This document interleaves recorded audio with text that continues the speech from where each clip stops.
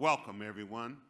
My name is Frank Hayden, and I have the pleasure of being the Director of the Office of Small, Minority, and Women-Owned Business for the best city in Florida, and that's the great city of West Palm Beach.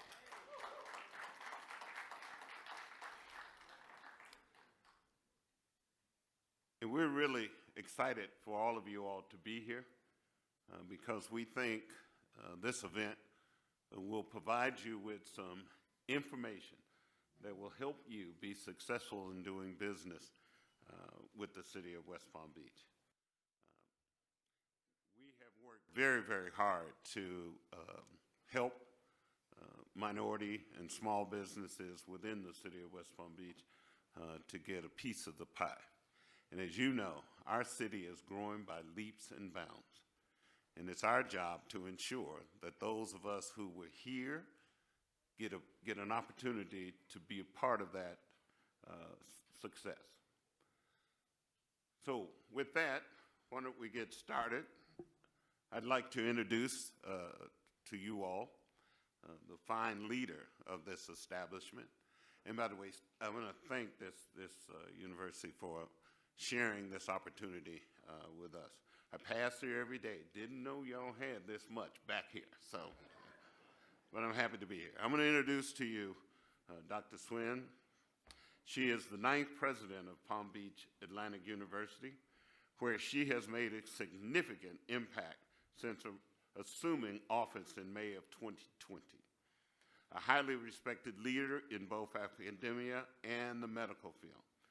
Dr. Swin is an alumna of Stanford University School of Medicine and has held prestigious roles such as Associate Vice President of the Medical Affairs and Dean of the Carver College of Medicine at the University of Iowa. We could go on and talk about her accomplishments, but I think you'd much rather hear this from her. So with that, Doc, please come and share with us. Thank you.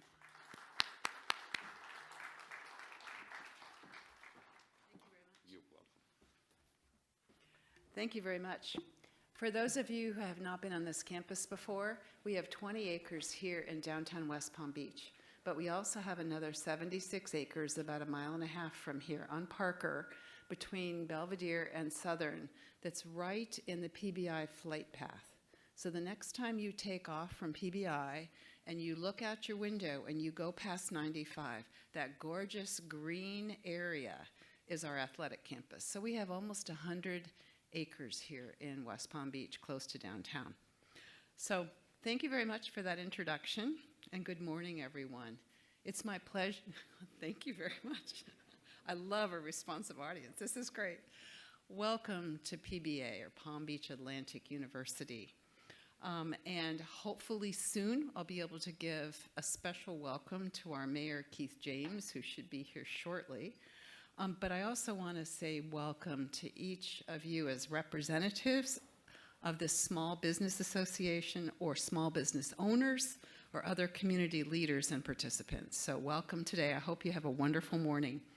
And I'm really honored to join you this morning. This town hall is very, very important, I think, for everybody here in the city. But it's important that we share ideas and that we encourage our local businesses because you all are who help us succeed in this city. Now, PBA values partnership with our local community and is committed to fostering economic growth. And I just want to give you a couple examples of that. I could give you many more, but we're first and foremost, one of the pillars that we were founded on was American Free Enterprise. So some of you may know we have an American Free Enterprise Day every November. This year it's going to be November 14th. But the reason this university is a faith-based Christian university with whole person education, head, heart, and soul, the reason we find this is important, I think historically, is that it allows every single person to have an opportunity if they work hard enough to succeed. That really is what free enterprise is about. And we want to celebrate people who do that in an ethical and very wonderful way in terms of not just the services they provide to the community and people who buy products, but also how they treat their employees, et cetera. So PBA is also expanding, and I'm really excited to let you know that we started this expansion before we knew that Wall Street South was here, but it is so synergistic and wonderful. We're proud that this vibrant economic landscape will soon include a new business school building. Some of you who came down Olive saw the construction already. That's a brand new business school building that will be 125,000 square feet, 6 stories, and will house our business school that has been growing by leaps and bounds. And our business dean was in the back. He has to go and teach a 9:30 class, so he just had to leave. I saw him just leave right now. But he'll be back at the very end, so if you want to talk with him, you can catch him at that point. PBA's business school received AACSB accreditation about a year and a half ago. What that means is that our faculty are viewed with the same quality as the top 6% of business schools in the globe. That includes all the Ivies, yes, the Southern Ivies, and also big schools like UF, big state schools. So we're one of the smaller campuses that has achieved that, and we're really, really proud of that. That building that will house this business school open to us, it will be turned over to us if everything goes as we plan in November of 2025, which means we will start our first classes there in January of 2026. So it's only a year and a half away. Isn't that remarkable? It's amazing, really.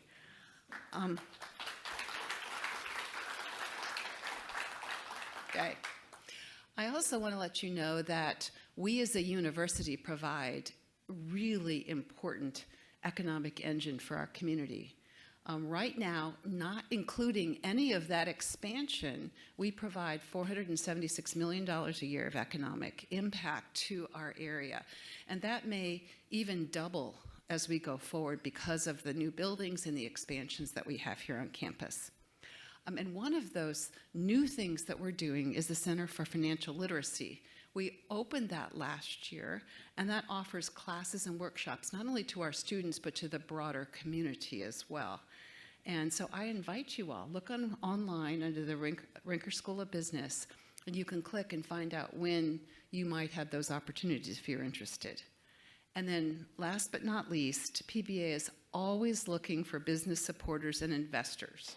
So if you've never had an opportunity to explore our campus, please speak either with me or one of my colleagues at the back table there where Palm Beach Atlantic University icon is located.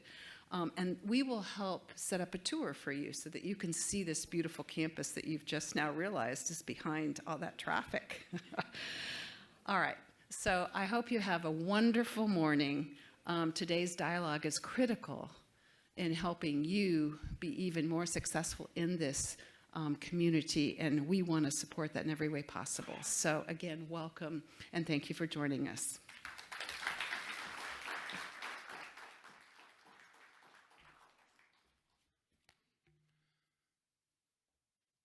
Thank you so much, Doc.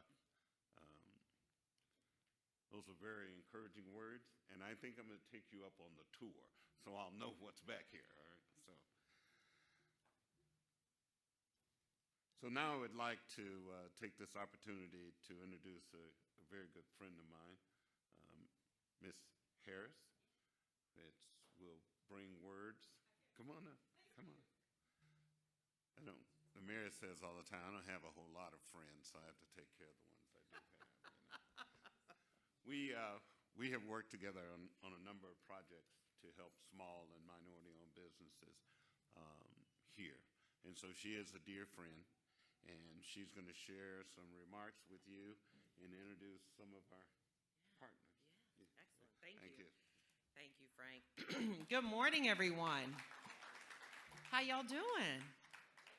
All right, listen, is this fabulous or what? Did you see the spread in the back? Listen, thank you, Anne Marie at Mosaic Group, for pulling together such a fabulous event. This is the power of small business, okay? Don't miss that. Small businesses, you already know what I'm going to say. You're the backbone of the economy. You make it happen. You're the job creators. You should be breaking your arms, patting yourselves on the back. And I'm grateful for you because I did not want to put this event together. So I'm grateful that you did it for us. I mean, come on. Do I want to color my own hair? No, I don't. So it's those small businesses that make our lives worth living, frankly. My son, there was, a problem with the tire. He didn't fix it. He went to a small business owner to fix it. Come on. So thank you all for being here today. I'm Althea Harris at the Small Business Administration. My office is down in Miami, and we cover everything south of Orlando. I want you to know very briefly, because I don't want to steal the thunder of our regional administrator who's going to be coming up and talking with the mayor and one of our outstanding small businesses here in West Palm Beach. But I did want you to know that Florida is thriving. We are a very dynamic state, so much so everybody and their mother is moving here. I don't know if you've noticed the increase in the traffic, but we're excited about that at SBA. We're excited about the new energy that is coming to the state. Grateful to live in a state that is small business friendly. #1 state for small business starts. And we are here for those businesses. Who's here? I want you to know that SCORE Palm Beach is here. Several representatives, the chairman. Come on, y'all, stand up so the people know who you are. Dr. Jason Jackson, Gail Rudolph, Bob Lesko are here. They are an enormous, tremendous resource for you here. If you need to bounce your ideas off someone who knows a little bit more about whatever than you do, they are here for you. They're mentors. I want to thank J.R. McFarland for being here from the Broward Urban League. They have a loan program that is awesome. One of our micro lenders, Ascendus, the #1. Where are you, Shirley? Oh, there she is. Okay, there. Sorry, friend, I didn't look left. #1 micro lender in Florida. Please, if you need financing for your business, you can talk to Shirley. We're going to have a session in a little while about that. SBA, this district is the #1 for loan productivity for SBA in the nation. Thank you, lenders. #1, last year, $2.02 billion were guaranteed by the SBA to small businesses south of Orlando. Almost $3 billion total in the state. It is a great time to be in business in Florida, working with the SBA, getting a loan for your business.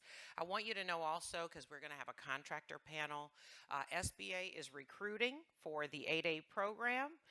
We have now unified certification. That is huge. So the certifications are all in one place: veteran, woman, 8A, and Hub Zone. So if you're interested in that, please see me.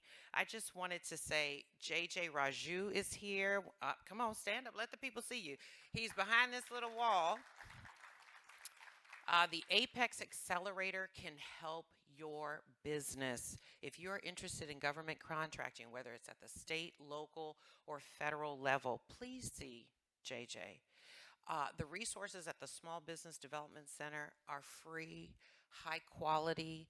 They really can take your business to the next level. So thank you for being here. I'll stop there because I could go on and on and on. I am so delighted to be in your presence. I love small businesses. That's how I could be working at SBA for 25 years. I'm married to an entrepreneur. That same son I mentioned has already started his own business. You guys are exciting.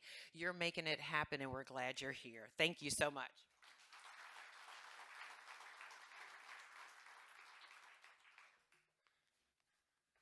I told you she was a good friend of mine. So, thank you, Thea, for those kind words. As Thea pointed out, we cannot do this alone. It takes a whole team to make that happen. And so today, we have some partners here with us and resources that you can tap into to help you be successful. Our good friends from TD Bank is here with us today. So I'm like out there, you're going to stand up so they'll see who you are.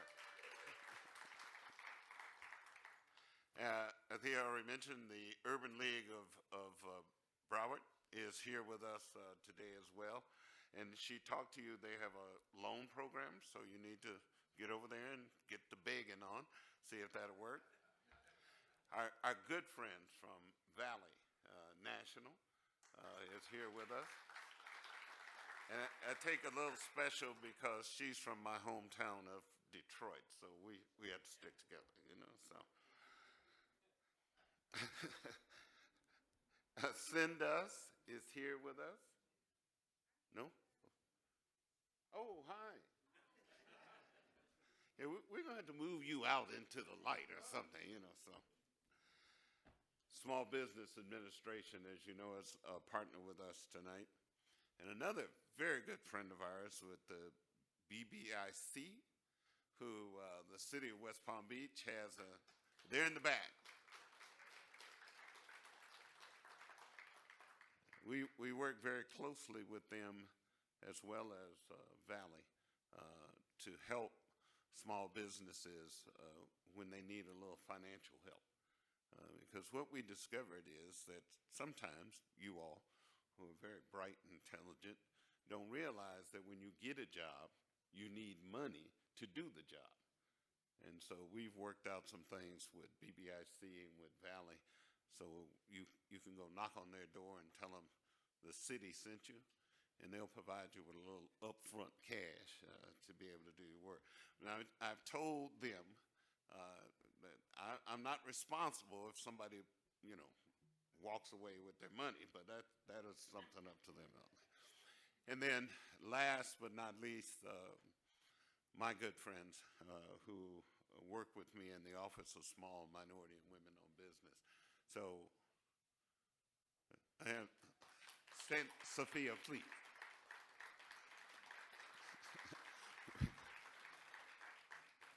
That's my team. Helps me all the time. So, let me now bring the young lady who is responsible for all this. I've been knowing Anne Marie for a while. We go back a long ways, and we have used her company to help us put together events like this, and she has never, ever let us down. So, Anne Marie, please come.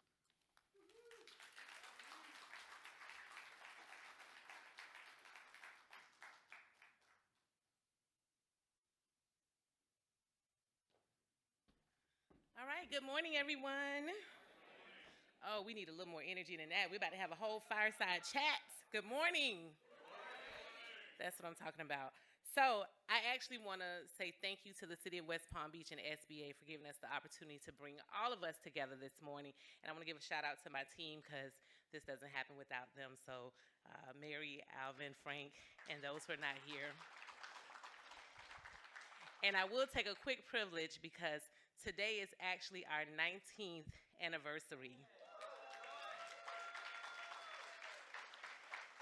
So we're celebrating 19 years in business. I just want to say those of you who are out there that are entrepreneurs and business owners, just keep going no matter how hard it gets. Keep building relationships, keep networking, keep doing a great job so I can bring you back. And I want to thank everyone for their support, those who've known us for all 19 years and those who are just getting to know us. Thank you for your support.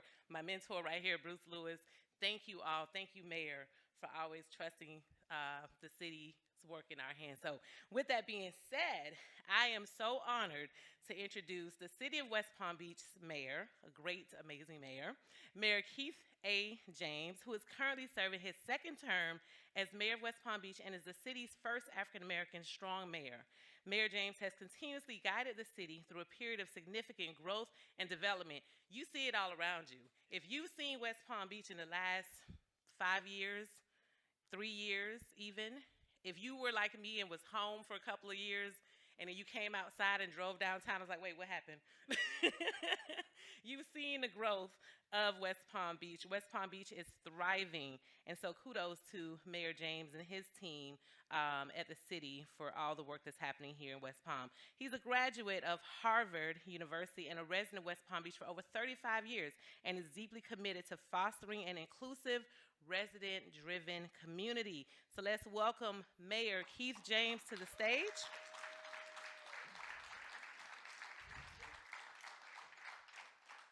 I'd like to next welcome Alan Thomas, who has served 3 terms as the mayor of Greenville, North Carolina, where he played a key role in the city's economic recovery and growth. He's also a successful entrepreneur, co-founding IQ Max, a healthcare technology startup, and has a strong track record in public service and business, making him a valuable resource for small business. And he is now serving as the regional director for the Small Business Administration. Welcome, Alan Thomas.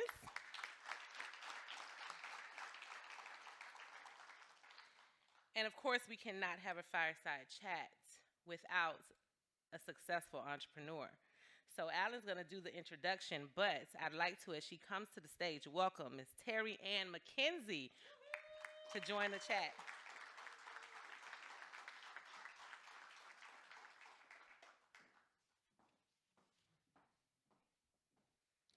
Alan, if you'd like to come up and introduce Terry Ann.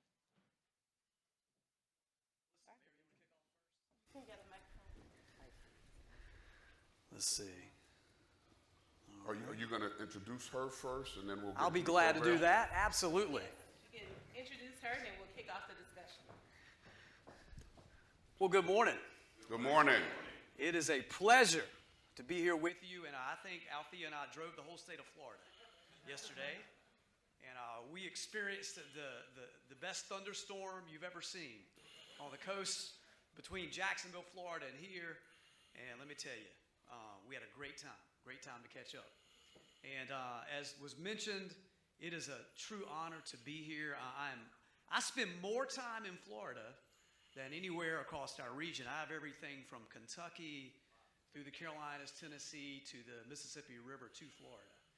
And it is a great honor to be here to talk about the real opportunities that are here for small businesses and access to these resources. And someone that has definitely access to resources and just done a phenomenal job is Terry Ann McKenzie. And it is a true success story. And y'all be ready with some questions for her, because the mayor and I, we're just garnish, as you see. The main course is the entrepreneur, and we're excited because what she represents is it is real. The resources are real. I don't care if you're a high school graduate, a GED recipient, or a graduated, doctorate somewhere. If you have a dream and you have a passion, understand that these resources are here for you. There are no barriers in between. So let's start and take good notes. And I'm going to give you my cell phone number before I get out of here. And don't call me, but text me. And if I can ever help you in any way, we'll definitely do that. So a little bit about Terry Ann McKenzie. It's an honor and true success story, a testament to the success that collaboration brings. Terry Ann is the owner of McKenzie's Cleaning, a commercial cleaning service that operates in Miami-Dade, Broward, and Palm Beach counties. Some of her certifications that allow her to diversify her business and play in a lot of sandboxes, as they say, local, state, and federal contracting opportunities. On the federal level include certifications in the 8A, write that one down, 8, little a. You'll definitely want to have a conversation about that program. Hub Zone is key as well. Broward County, airport concessions. She's a DBE, a women-owned small business. So many other certifications that she has taken advantage of that's opened doors for her across not just South Florida, but across the state, and eventually, if I have anything to do with it, internationally. We're going to give her some opportunities. So we're excited to have her here at this event and to talk about all these wonderful opportunities that can translate well to your dream in business. So, Terry Ann. Thank you. All right, so to kick off our fireside chat, we're going to start with Mayor James, who's going to, of course, he needs no introduction, but really provide an overview of why this event is so important and why the partnership with the SBA is so critical for businesses in West Palm Beach and Palm Beach County. Mayor? Thank you, and thank you everyone for being here. Thank you, Anne-Marie, for putting this together. Thanks to Frank Hayden and his team for representing the city so well. My Chief of Staff, Tom, is also here. But it's good to have you all here.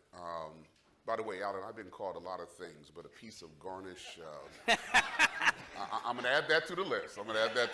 But You and me both, Mayor.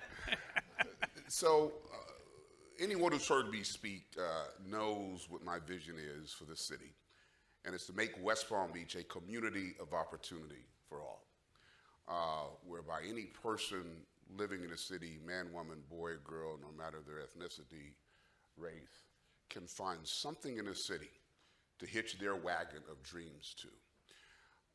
A big part of that, I recognize, are small business owners. I was a lawyer before becoming a mayor, and my specialty was corporate, and I had my own firm for a number of years, and I represented small businesses and private entrepreneurs. And what I understood, obviously being an entrepreneur myself, having my own firm, but representing entrepreneurs it is a passion that you all have for your businesses, and it's a dream of yours.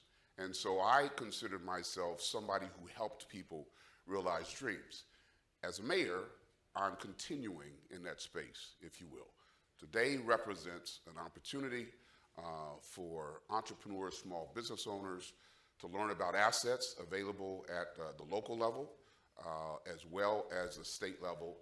But we are so blessed to have and honored to have the regional director of the Small Business Administration here in our midst. That is significant because there are federal resources available to you. He mentioned certification programs. There are a lot more that you'll hear about today, but you live in a country that recognizes the value of small businesses. Somebody said it earlier, small businesses are the backbone of our economy. That's right. And so our federal government recognizes that. Alan and his team have taken time out of their schedules to come and sit here and chat with you, and as the mayor of the city, I'm truly honored to have them here to share with you what resources are available. Thank you, Mayor.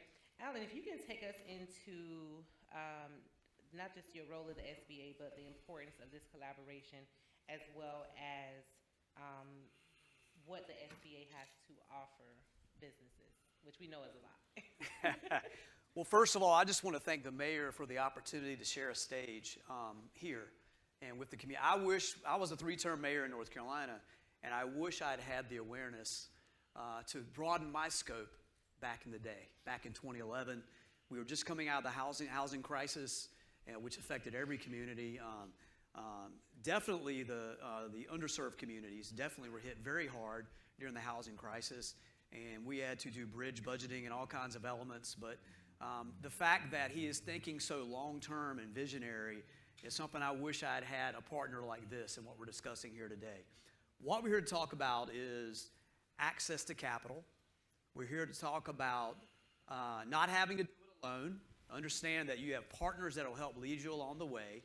And here to talk about real certifications that can get you opportunities that could create generational wealth for you and your family and those that you hire and you work for. SBA is a vanguard in that space. We're small but mighty. We're not the biggest federal agency. We're a cabinet level agency. We sit right there with the president and the vice president on a weekly basis. And you've heard it. And it's a busy time right now, right? Out there. Some of y'all might be blurry-eyed. You might have watched the convention last night for a little bit. Little John put on a good show the other night. I enjoyed that. Bringing a little spark and energy back to the game. I love it. But in all seriousness, it's about building the fundamentals. It's something I learned in that role. But they hire people in my position from the business community. Our job is to create a sense of urgency. We have Althea, who's been here for 25 years, and Malcolm John, wonderful teams here in South Florida and across the whole country that are here to hold, not want to say hold your hand, but let's just say get you on the right track. but we come to create a sense of urgency because we come from private business. I've sat there, I've failed. I really have. But I've also succeeded, and I didn't quit. And you can't quit. And you need to understand, too, you can't do it alone. You can't operate in a silo. You got to let yourself be vulnerable, ask the right questions, and don't take no for an answer. How many times have you heard people hear that their idea was shot down 100 times, 200 times? And all it takes is one right time, right? So, Mayor, it's an honor to be here with you. There's a lot of programs we'll get into in this discussion. But we're here to tease you a little bit, to have you to go to sba.gov, to have you go to these different resources to dive into this in more detail. And I'm going to go ahead and give you my phone number right now because I promised you I would. Let's get that out of the way. So my cell number is area code 252-902-9021. Again, 252-902-9021. That's my personal cell. Don't call me right now. It might ring. I think Althea's holding my phone. But if I can help you and point you in the right direction, we'll do it. Nothing will make me happier, Mayor, to come back a year from now and know that we have seen 200, 300 folks blessed by this day, and they can mark this day on their calendar for great resources and helping to grow this community. Absolutely. Thank you so much, Alan. So we're going to now have Terry, if you can tell us a little bit about your business history and your relationship with the city and the SBA and just how you have your success story, really. Good morning. I Good want morning. to say thank Good morning. you to Anne-Marie and her group and her team. I met her officially last year in D.C., and I know we'll cross paths again, and we're crossing paths again. I know we will do so further in the future as well. And, of course, Miss Althea. Thank you for everyone who woke up this morning to come out here to invest in their business, to learn from someone here who's on this platform. This is where it starts. This is where it started for me. As she mentioned, I'm Terry McKenzie. I'm the owner of McKenzie's Cleaning Services. We perform janitorial services to the federal government, to the cities and the states. I need to stop saying that. I'm a little nervous. But I wouldn't sit where I am today if I did not take advantage of all of these opportunities and all of these people in the room. I became annoying to some of them, and I was fine with that because no for me meant next option, and you guys need to That's right. leave with that. No means next option. If they tell you no, that means go somewhere else. Don't stop. If you stop, that means you gave up on yourself, and that means you gave up on your business. And I did not do that, and I'm encouraging you not to do that. No means next option. Start there. Just because they tell you no, that doesn't mean it's done for you. It means go somewhere else, look somewhere else. Start there. Terry, I'm going to interrupt you a little bit. Tell them the size of the contracts that you're locking down now, because I want to get their attention. Oh, some of my competitors might be in the room. It's okay. Go ahead The and pie is brag, big baby. enough. The pie is big enough for everybody, and that's my philosophy. It's huge. Everywhere you look around, there's cleaning. Someone needs something to be clean, whether it's a home, a commercial, a business, industrial, construction. Everyone requires some level and some degree of cleaning. For me, we figured out what our niche was in the first couple of years, and we stayed focused on that. We didn't jump around and say, oh, I do houses. No, I do commercial. Yeah, clean your office. No, government space was my space, and we stuck to that. So for me, we're okay. working on a lot of contracts now, but the biggest contract I've ever worked on, and I'm in position to win, and will win by the grace of God, is a $49 million contract over 5 years.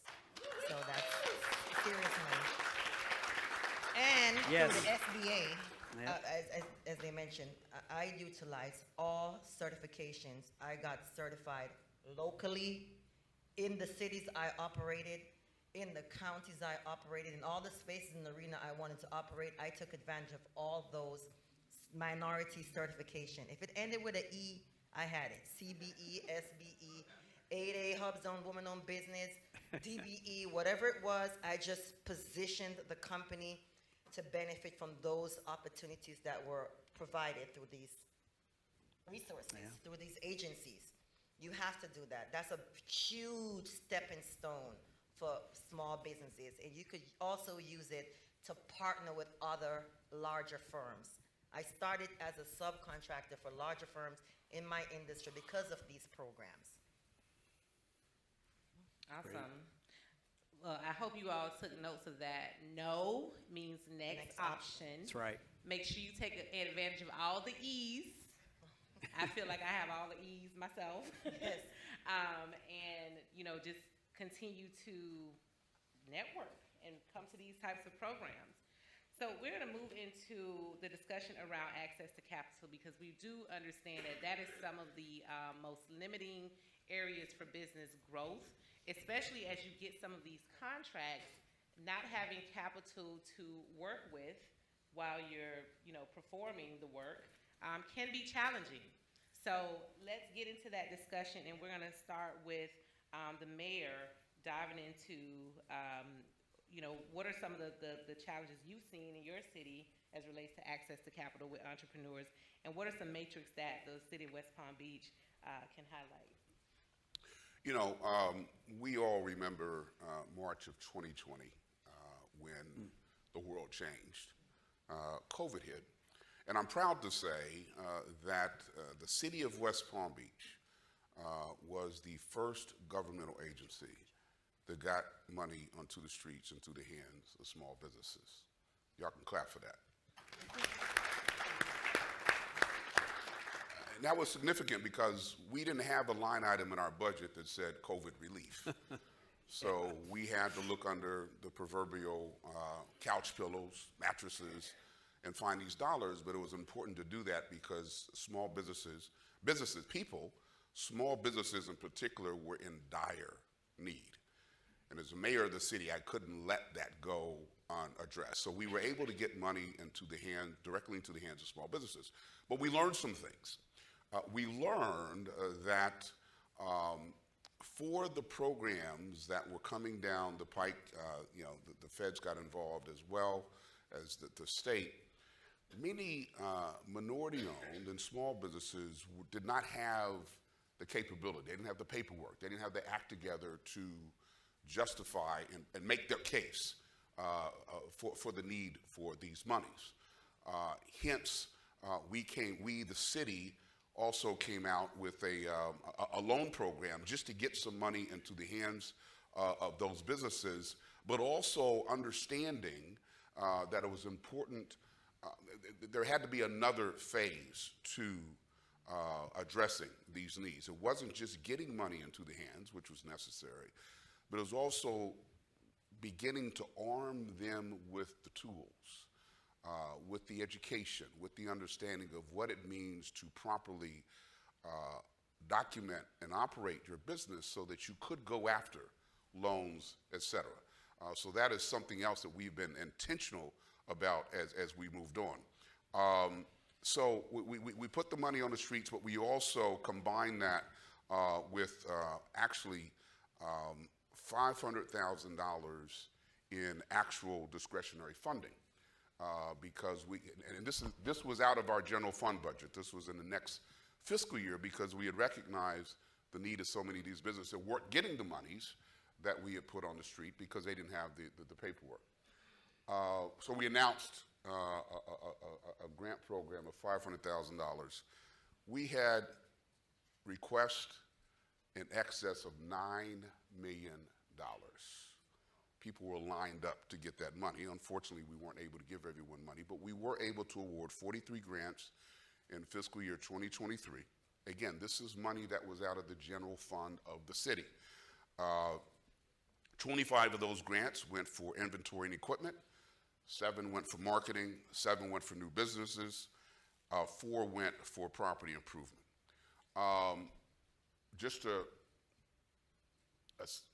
It was a small thing, but if nothing else, it demonstrated the need that was out there for more capital going into the hands of these companies. So we understand the need. Unfortunately, as a municipal government, we don't have all the resources available to meet everyone's need, but it certainly demonstrated to us that there was a dire need out there for these fundings. So I will now turn to folks who probably do have the resources, and they could tell you about where the money is. We could tell you who needs the money. We know that, but now we could, Alan, maybe you could tell us where the money is. No pressure. Where the money is, yeah. Well, first I just want to Man, just you hit it like a bolt of lightning. The first sentence isn't access to capital, it is being capital ready. You better write that one down. One of the main things SBA does, but beyond normal business processes and training, is disaster recovery. And one of the most disheartening things for me is when a hurricane or flooding or tornado hits in Kentucky or Florida or wherever, and people are lined up and need help. They don't have proper tax returns, they don't have their paperwork in order, or they put into place that went away with the flood. And it's really, really a challenging time that we can't maximize their resiliency. Maximize their resiliency. You can't take a shortcut. And that needs to be echoed across the community. You need to understand, if you start right, you will get right. That is very important for everybody to understand.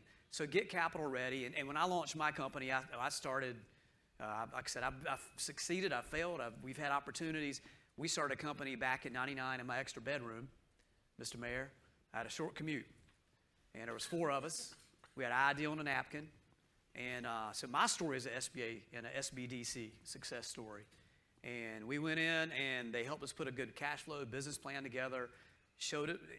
By the time they got finished with us, it wasn't a matter of whether we could get financial support. It was a matter of which financial institution we chose based on the terms. That is where you want to get. But it begins with doing your business right. Do the proper tax returns. Show your financial footprint. And anybody that tries to take the shortcuts, understand ultimately you're there for the long game. Right, Terry Ann? You're there for 5, 10, 15, 20 years. You're not there for what's right around the corner in 3 months. So what does SBA provide for you? A couple of things that we've kind of hinted around. We do traditional lending. But the way we do it is through banks. TD and so many other banks across the country are SBA certified. And here's a couple of programs to jot down. And again, you can go to SBA.gov and get in much more detail. But the 7A lending, 7A, and also the 504 lending program. These are two phenomenal programs that you need to take a look at. Some are more for capital purchases of equipment and real estate. Others are for cash flow. Others are for somebody, and Terry Ann knows these, some of the other elements that you may need. I've been a recipient of SBA lending back in the day after the housing crunch in 08, and it got out to the other end of that. And also what we'll do is make you in contact with the USDA and other federal agencies that we can stack resources together, along with some private equity, opportunities. Understand, you got to get out of your silo. You can't exist in a silo. You have to understand state, federal, local, private, nonprofit.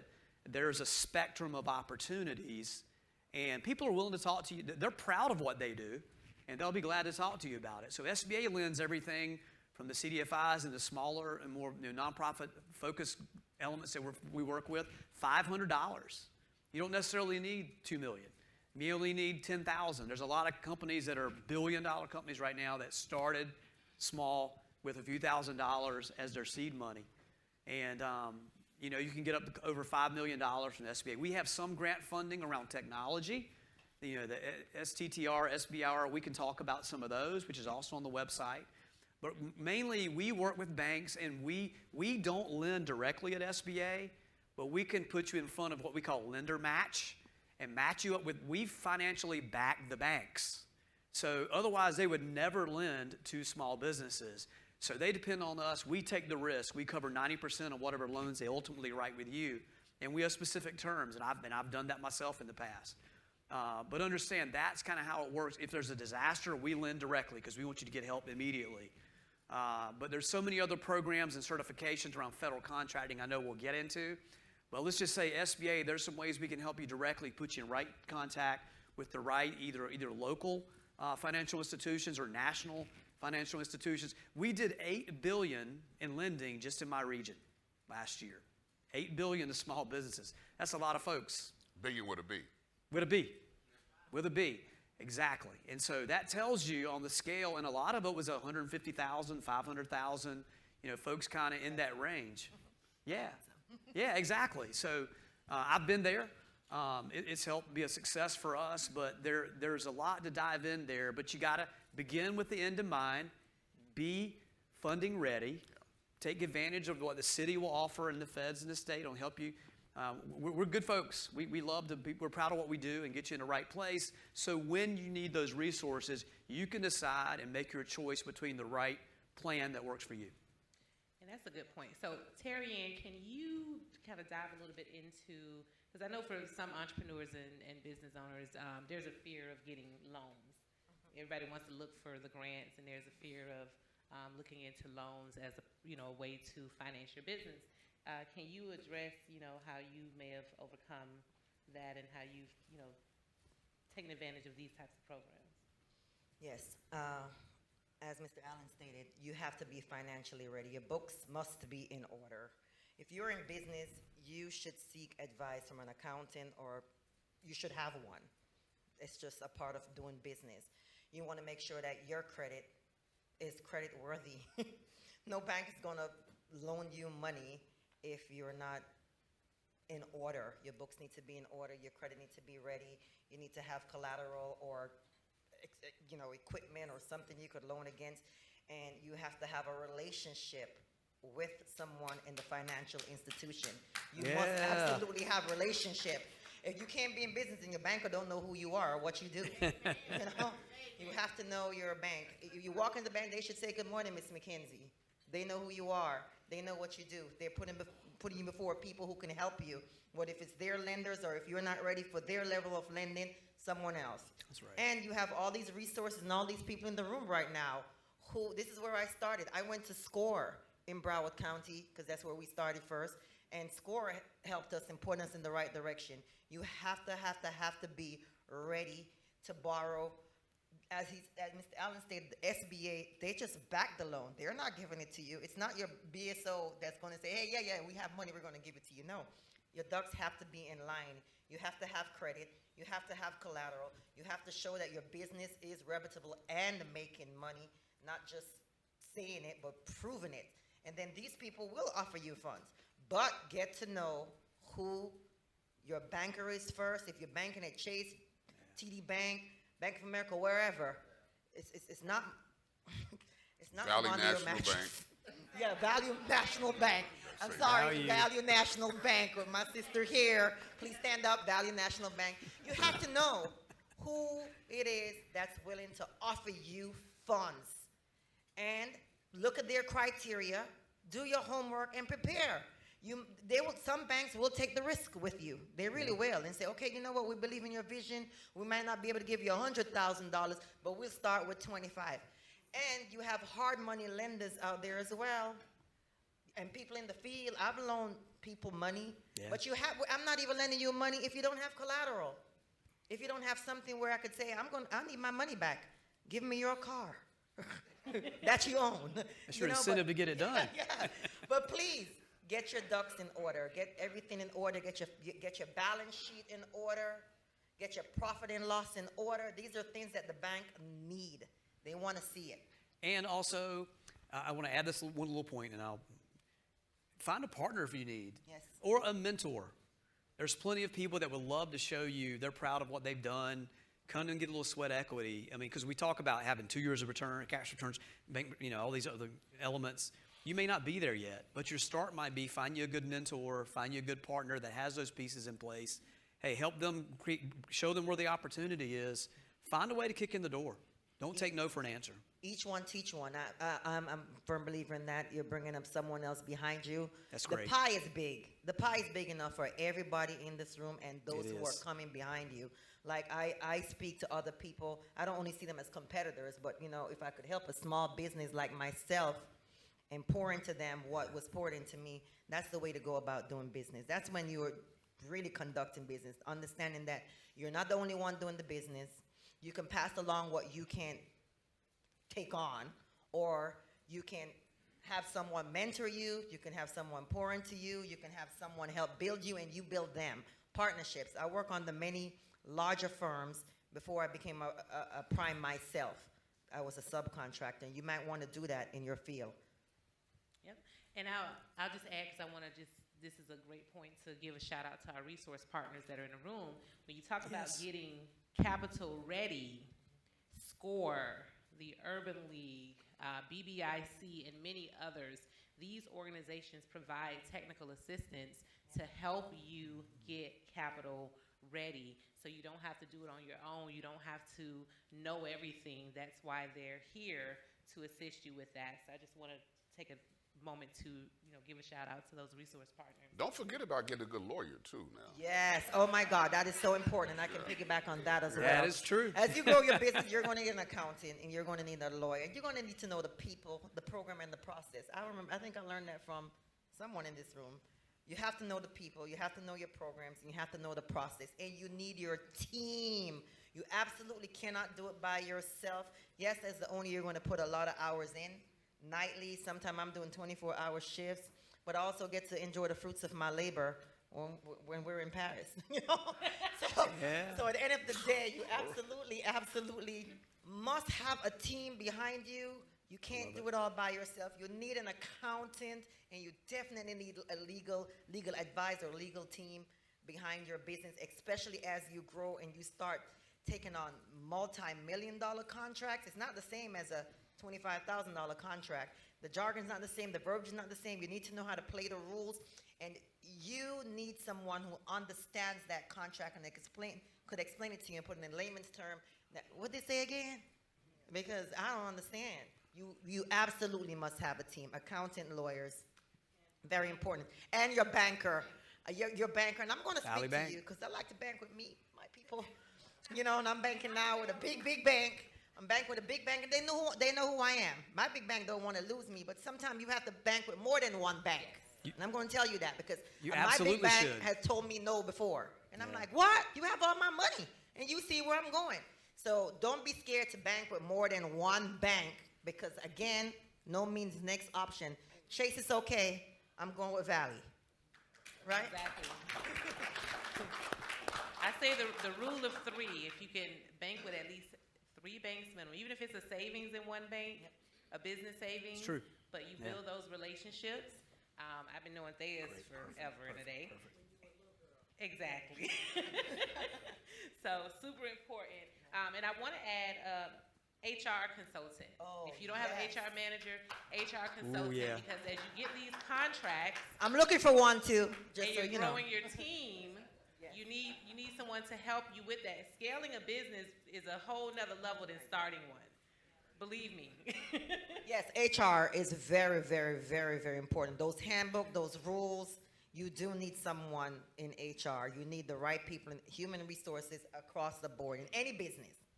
Absolutely. We're going to dive into, what does it mean to support our local economy and why entrepreneurship and the future of entrepreneurship is so important. We're going to kick it back to you, Mayor James. Well, we mentioned that small businesses are the backbone of the economy. Let me give you some statistics. You probably know these, but so over the past decade, small businesses employed 46% of the workforce on average, small businesses. They contributed 55% of net total job creation. Since the first quarter of 2021, small businesses accounted for 53% of 12.2 million jobs created across all firm sizes. So when we talk about small businesses being the backbone, those are statistics. You all create the jobs, and so many people get their start at a small business and learn what it means to get up in the morning and get dressed and be at work on time. And so many small businesses are also mentoring others. And so that is why it is so important. Now, the one category that we haven't talked about here that is very near and dear to my heart are what I call micro businesses. All right, these are businesses that are generally too small to be considered small, 1 to 5 employees.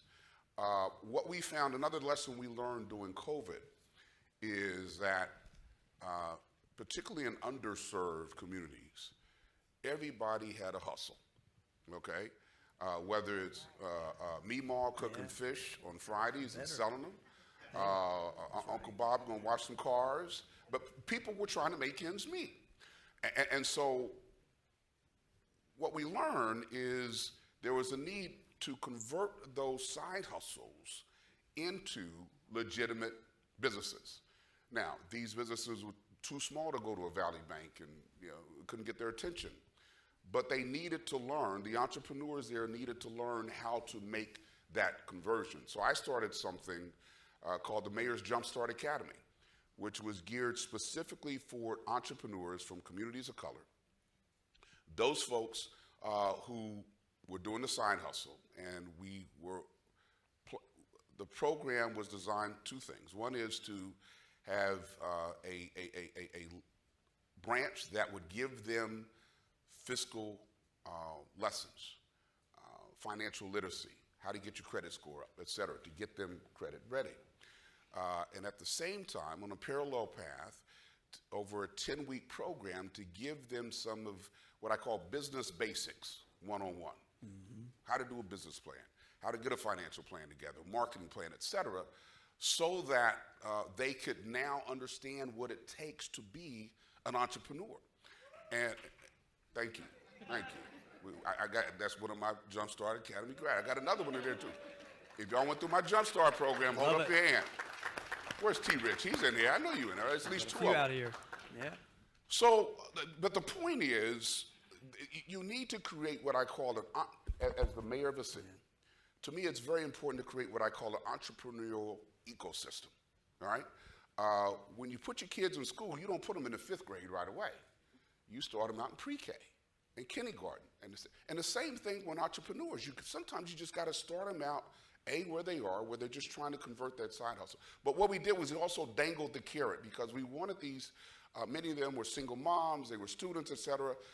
We wanted to encourage them to continue to go through that 10-week program. So we said at the end of 10 weeks, we will give you $5,000 grant, not a loan. You got to tell us what you're going to do with the money, but we'll provide that to you. Now, for a small business, $5,000 may not seem a lot of money, but when you have been doing a side hustle on the weekends, $5,000 can make a big difference. That's right. So that's a program we've been working on, but it's the early stages of what I call the entrepreneurial ecosystem before we get them to the small businesses and get them fiscally ready. But as the mayor of the city, it was important to address the needs of those micro businesses because we expect that those micro businesses will one day become a small business, which will one day become a large business, on and on and on. Awesome. What an amazing program, and congratulations to our Jumpstart participants in the room. That's great. Now, we love to talk about where the money resides. Let's talk about securing the bag through contracting opportunities because when we have several agencies in this room and they hold many events on how to do business with their specific agencies and how to do business with the government. And so we're going to dive right into first federal contracting opportunities, which for some of us may seem a little far-fetched, but I think Alan's going to let us kind of in on some insight on how to make this goal attainable to do federal contracting. And then Terriana give us some of her experience and, how she may have overcome some challenges to be able to get where she is with federal contracting. And we're going to dive a little bit into some local impacts of local contracting. So, Alan? Well, first of all, I appreciate the way you framed that because in federal contracting, you don't eat you eat an elephant in one bite. It's one bite at a time. And you have to understand federal contracting is complex and it's multi-layered. There's a language to it. There's an art to it. There is literally an entire cottage industry of consultants who help you with the language around federal government contracting and state contracting and city contracting as well. But the thing that SBA does is you look around this room, we have wonderful resource partners can help point you in the right, our Apex accelerators. And we have focus groups that work, the Women's Business Centers, our VBOC, which are our Veterans Business Outreach organizations, our SBDCs, which helped us. We walked in with an idea on a napkin, right? So also, there are a lot of programs specifically through SBA. We mentioned the 8A program, and I'm not going to steal Terry Ann's thunder. I'm going to let her explain what 8A is and how she got involved in it. And it's a 9-year program. I mean, ultimately, and when they say 9 years, it's not 9 years of training. It's 9 years of you earning contracts, you having opportunities, you making money, you being mentored with people that are already in the program. That 9 years goes by just like that. But the mayor and I had a good talk about this prior, that some people say, man, it's so hard to get in that 8A program. Well, if it was easy, everybody would do it, right? We've all heard that. You got to earn that program. You know why? You're protecting a legacy. You're walking on the shoulders of people for multiple decades that were given the opportunity to work hard and learn this process about federal contracting, and have created generational wealth for their families and their communities, and have hired thousands of people. I spoke at the last 8A conference, and there were 5,000 or 6,000 8A recipients that were there. And they partner with past 8A. They're mentoring future 8As. So it is a fraternity, so to speak, I like to say. It really is, that has tremendous opportunity across the entire world, basically. So federal contracting, you can go to our sister partnering agencies that I've mentioned, our resource partners, or come directly to SBA, come to sba.gov. Start taking these things online or in person. Walk in and learn about the federal contracting. Put your hand out. Look around this room and your table. If you don't meet 5 people today that you didn't know, here's your first exercise. Understand, that's your first habit-forming element around how to get through federal government contracting and other opportunities. Create relationships and reach out to SBA and reach out to the APEX accelerators and SBDC and our other partners, the Women's Business Centers and others, and start your training. You can do it virtually. You can do it in person. I know Terry Ann will get into this, but it is truly, and you'll develop a family of others that are coming along with you. That's what you'll find. You'll find others in other spaces that you can share ideas with, those that are further along than you may be. But understand, you're not in this alone. Just put yourself out there and make it happen. Awesome. And don't forget, we have Althea in the room, and I believe there are other SBA team members in here for you to connect with as well. The regional office in Miami is there to assist you directly. Yes. I just want to give that plug. Absolutely. Terry Ann. Okay. It's not easy. Nope. I'm gonna start off with that. It's a process, and you actually don't have to pay someone to do the process for you. You can do it yourself, because I did it myself. Right. I did my 8A certification myself. You don't need help, because everything that person's gonna ask you for has to come from you. So you might as well do it yourself. So it's hard and challenging, and they will return it back to you, DHL or UPS, but every time you get it back, just continue to work at it, because that's happened to me. Like, my 8A was returned to me at least 2 times. And I was like, what? Again? What did I do wrong? You have to do everything according to the way that they want it done. And those finances have to be in order. Those business plan have to be in order. You must have a business plan. Just if you follow the outline to the T, and it's so much more easy now because it's electronic, and Yes. you guys have it all in where you could do all the certification on the same platform. Unified platform. Yes, Yep. it's a unified platform. So I did them individually, which required more, but now it's much easier. And do it yourself, because you want to get familiar with the program, you want to get familiar with the people, you definitely want to get familiar with the process. When I started, thank God for the 8A, I just realized sitting here, oh my God, I was so bold. I was just a little eager little bunny. I went to my first job site. It wasn't even 8A. It was advertised SBA, and I told everybody, you could go home now because it's going to be my contract. And God answered my prayers. Yes, He did. Won't He do it? Because I said to them, I was like, I was really bold. I said, you guys could go. It was like a dozen people there. I'll never forget. It was at the USDA. I've had that contract for my entire 8-year. Wow. And they just extended for another 4 years. So even though when the 8A ends, if you get a contract, yes, that's something we're clapping for. You better believe it. Go, girl. Clap myself, yeah. Even when your 8A ends that last year, you can get contracts. And once you sign before your contract expires, you get another 4-year, 5-year, whatever that contract is. So it's a very, very useful program to grow your business. You have to be bold. When you start, no, someone told me, watch what I say. I'm going to guard my lips on that one. It really, really, really is a program where 90%, honest to God, 90% of my contracts now are sole source. It's competitive. It's a competitive program for us, minorities, women, black people. It's a minority-based program, correct? Right. Right? So it minimizes the pool to which you're bidding against. It's still going to be competitive, but you can do what's called sole source. You could reach out to these people who have the contracts directly, pitch it to them, and give them your reason why they should just make this an 8A or a hub zone contract. And your BSO and everybody from the SBA will work with you. I've done it. 90% of my contracts with the 8A program are sole source. That's huge. That's a big deal, and I'm grateful for that you can go directly and speak to people and get contracts and not have to compete. That's what it means. Maybe you don't understand why you're not clapping. Sole source means you didn't have to compete. You weren't in a pool. You were in a pool, but you were taken out of this pool, and you no longer have to compete. We're going to give it to you based on what you said you can do. That's a big deal. And that's what this program But I will provided. say this, it's a 9-year slot of time that you have the opportunity of these sole source contracts. And then at that point, the goal is what? To kick you out of the nest. At that point, you have better created relationships, you better have closed contracts, and then you're a known commodity. And it's not just about, because it was a sole source, it's because you have delivered. And also, during that process, when you're in the 8A program, women-owned business, there's all kind of certifications and check marks that moves your score. It's scored, and you move up higher in that competitive ecosystem.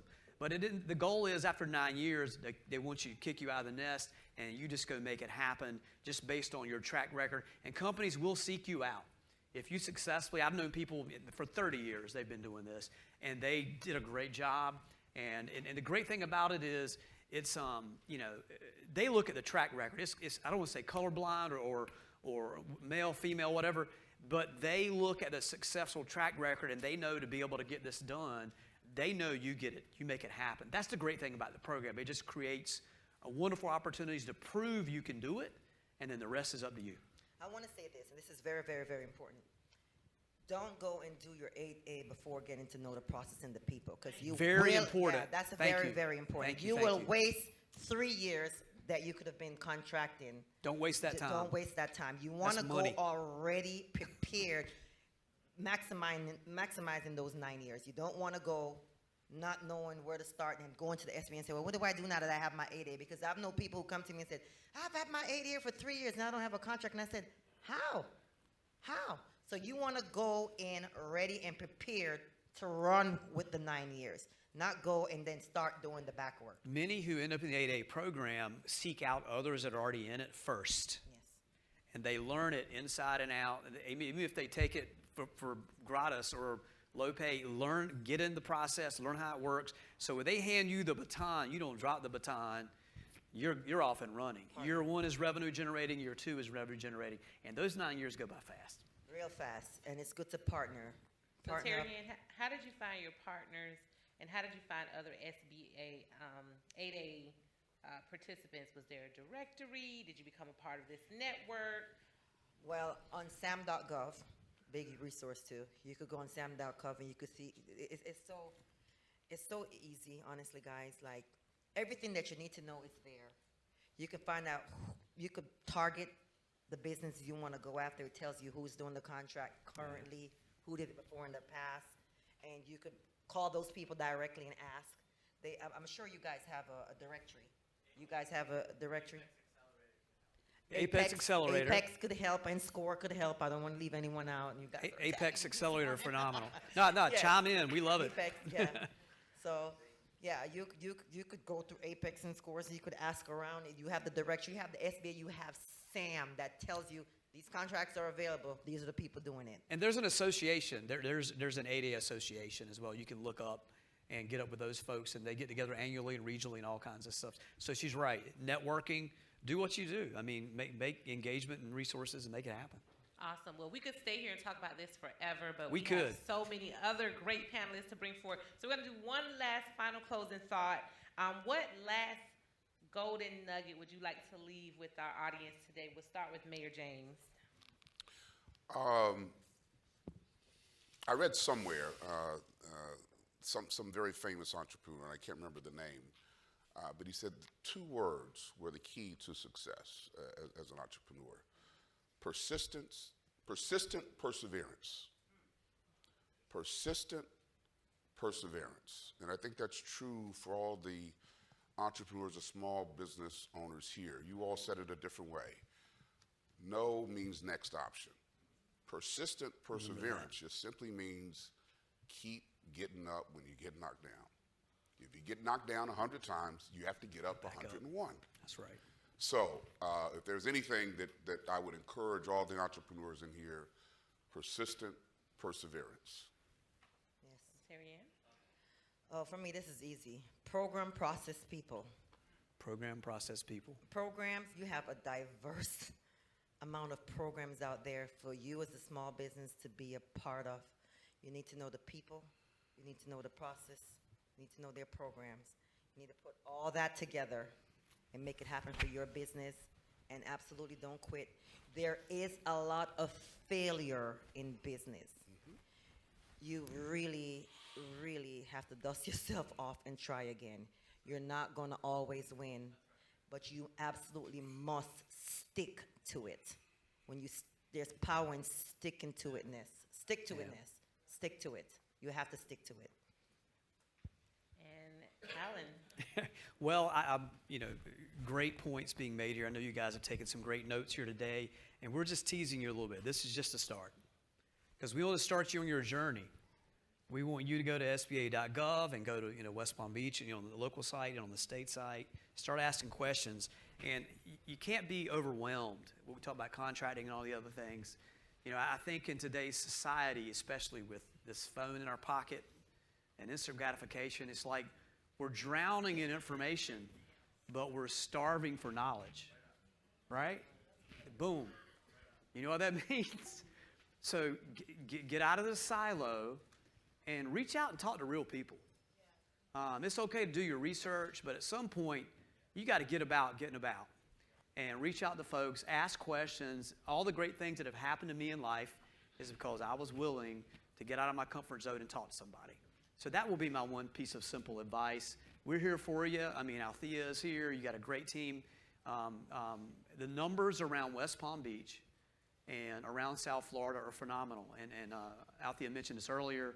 There is no SBA district in the nation that is pushing out more resources than South Florida. So this team is here for you. I think West Palm, what last year loans and the number amount was like $58 million just in West Palm last year. SBA. Think about that. That's great.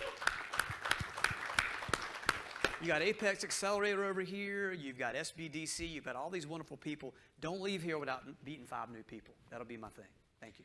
Let's give a round of applause for our panel, Mayor Keith James, Alan Thomas of the SBA, and Ms. Terry Ann McKenzie. Thank you all so much for these words of wisdom. Thank you. And we'll continue our program. Mr. Hayden, I'm turning it back over to you. Stephen Jobs was the entrepreneur. Steve Jobs. Apple. Yep. Persistent perseverance. Thank you. Yep. Let's take a picture.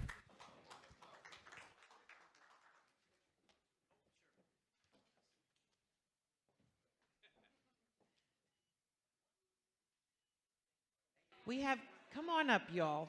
Thais Sullivan from Valley Bank. Shirley Aube from Ascendus. Marianne Kean from TD Bank. J.R. McFarland from the Urban League of Broward County. We're going to start. Oh, come on, y'all. Hello. Yay! Let's talk about the money. And I guess nobody wants any money. Anybody want? You do, right, because you're seated and listening. All right. All right, well, let's just get started. Those of you who want to know, you will listen up. All right, well, first thing I want you to know is that TD Bank is the #1 SBA lender in the state of Florida for like 1,000 years running. I think it's like 8, 9, something like that. I exaggerated. And as I said earlier, South Florida, the lenders in this market are lending. They are lending. through the SBA programs. We have 68 offices across the nation, and this is the #1 district for loans guaranteed by SBA last year. As I said, that dollar amount is $2.02 billion. Let me just tell you that before the pandemic, our highest was $1.4 billion. We have jumped over to $2 billion. And the 1.4 was before the pandemic. And even during the pandemic, the lenders in this market in fiscal year 2021, $2.25 billion plus to small businesses in this market. Don't tell me they're not lending. They are lending. Are you ready to lend, to borrow? So that's what we're going to talk about today. This is Thais from Valley Bank. I just want to reintroduce Shirley from Ascendus, #1 SBA micro lender in the state. Marianne Keehan from TD, J.R. McFarland from the Urban League. So let's start with the ladies. What are you looking for, Thais, when somebody comes to you saying, I want a loan for my business? What are you looking for from the applicant, from their business, from their application? Well, when we sit down, and let me just step back a minute. I run a department that was created in 2021, and this department was created out of the pandemic. I'm very proud to say that I work for a management team that takes notice as what's going on around us. And they realized that minority and women-owned businesses were struggling to get the Paycheck Protection Program loans. And out of that need, they created my department, which in New York, New Jersey, Alabama, Florida, and I'm very proud to say on Monday I opened up an office in Beverly Hills, California. But with that said, when I got the phone call and asked to lead this charge, I said, I was in shock, because who asked a little brown girl to go out and help little brown people? And so since I've been given that opportunity, I want to make sure I do it, and I do it to the best of my ability. So with that said, they allowed me to create a department. So when I am sitting down with a client, I am treating them like I want to be treated. I am asking the questions because, as was mentioned by Terry Ann, I think it was earlier, she said how you have to have your banker, your lawyer, and your attorney. Those need to be your new 3 best friends. And you need to keep us all involved in what you're doing so we can help you the best we can. So if you're letting me know what you're doing, what your plans are, how you're planning on doing them, then I'm able to tell you what I can do. And if I can't help you, I'm sure enough going to refer you to someone who can, because I feel that is my job. Well, Thais, what I'm hearing you say is that you want to have an open and honest relationship with your clients. I once read that blood is the lifeline of mankind. Well, communication is the lifeline of any type of relationship. And without communication, there is no relationship. And no honesty, right? So what I've known over the years is business owners are a little hesitant to come and tell you what they want to do, be open and frank about how much money they need. JR, I see you giving me some good positive vibes. Tell us, what should a business owner be thinking when they come to a lender? Thank you so much, and it's an honor to be up here. I'm down in Broward. I don't get a chance to come up to Palm Beach too much, and the traffic is bananas. It is bananas.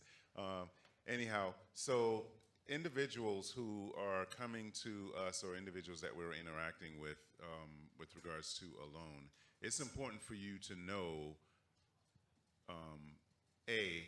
how much you need and what you need that for. But most importantly is, from our standpoint and from our vantage point, is assessing, we talk about loan readiness, assessing how close are you to that. We can help you get to that goal. We can help you cross the finish line, but how close are you? If you're in a pressing need, or if you put yourself in a pressing situation where you need the money now, but the fire started burning 6 months ago and you did nothing about it, we're in a tough predicament.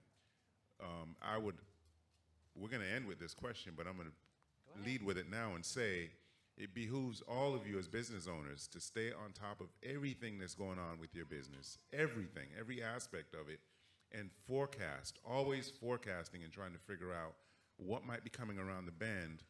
It could be political, it could be economical, it could be, climate, it could be anything that derails your plans. And stay on top of that so that when you come to a lender, you have a good foundation, you have a good idea of what you want to accomplish, and then everything that you do in between that satisfies that. Yeah, but I got to do everything. I got to do this. Now you're telling me I also have to forecast? Why is that so important? Well, forecasting. For you as the lender. So for us as a lender, there's a saying, right? If you fail to plan, you plan to fail. And it also carries over into your numbers. You must know your numbers, and we heard that earlier from Terry Ann. You got to know your numbers, but also you have to be able to project and figure out, okay, my numbers are, I'm doing 100 round numbers. I'm doing $100,000 right now. My goal is to be doing $1 million in the next 2 years. And then in between that is, how are you going to accomplish that? What is that going to look like? And so when we talk about forecasting, a big part of that is your business plan. What's your marketing strategy? What's your competitive analysis looking like? And we can't sleep on that. Know what's going on around you in terms of like-minded businesses in your community, because that is the competition. And you've got to figure out, okay, what is the space, what's the lane that I run in versus my competitor? It doesn't mean you're cutthroat against your competitors. Just figure out, okay, my sweet spot is this is what I focus on, this is what your strength is. Let's collaborate, let's help each other out, and you both are able to run collectively together and have success. So Marianne, okay, so incidentally, they're all lenders, okay? They're all lenders. So I'm not gonna spend a lot of time on, I do this or I do that, okay? They're all lenders. And what is true for one is true for all of them. Marianne, what is the most common or couple of things that you see missing in borrower applications that prevent you from being able to say yes? I would say that it's a little bit, and it's back to what Terry Ann was talking about, people not coming in prepared. SBA requires, basically, if you've been in business, we're looking at 3 years of financials that we're looking at. And sometimes you'll have people that haven't filed returns yet. It's a requirement. You've got to have, have up-to-date filings. Sometimes we'll see balance sheets that haven't been updated in years that, don't match anything. Those are kind of things that we see quite a bit that will throw off, the applications. And delay it.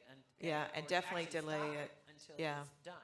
And then for some reason, we seem to get an error, because if you know that we're required to get transcripts from the IRS to verify tax returns, and one of the errors that we seem to be seeing a lot of is when people have, switched their status and they've gone from a single member maybe filing, and then it's a form that the accountant has not filed.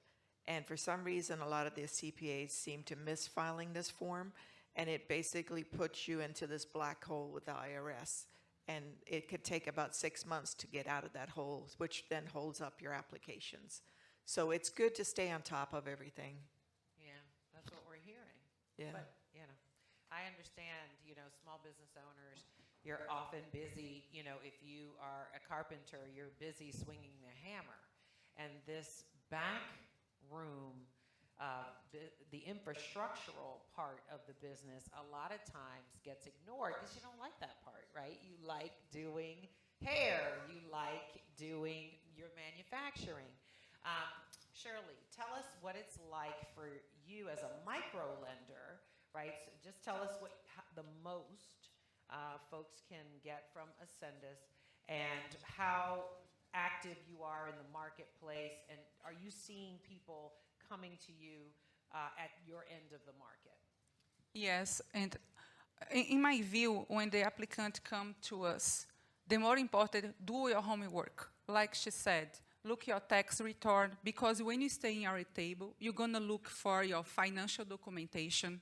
You cannot forget about the 5 C's of credit: character, collateral. Some lenders, institutions, they're gonna ask you, maybe consider asking collateral. Let's see what you can offer. Credit score. Try to understand the criteria before you apply. Okay, I'm going to apply for this bank. Let me understand what is the criteria. What is the minimum credit score? Let me see if I'm going to fit in this criteria. Oh, I'm not sure about it. Let's see the next one. Let's see. Remember, the lenders are going to consider your credit history. What's mean? Credit score, credit report. So you have to have all this on time. Oh, my credit score is not good right now. What I have to do to improve my credit score? Understand the games. 35% means there, my credit. Learning, first you apply, because you're gonna avoid apply there, you get just your application decline.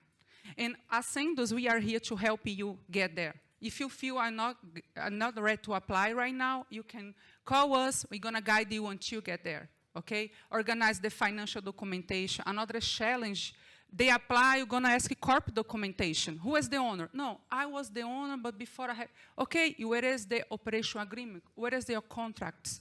Lenders want to know who you are, because you want to help you to lend the money, but you want our money back to lend it to another one. This is a simple, very simple.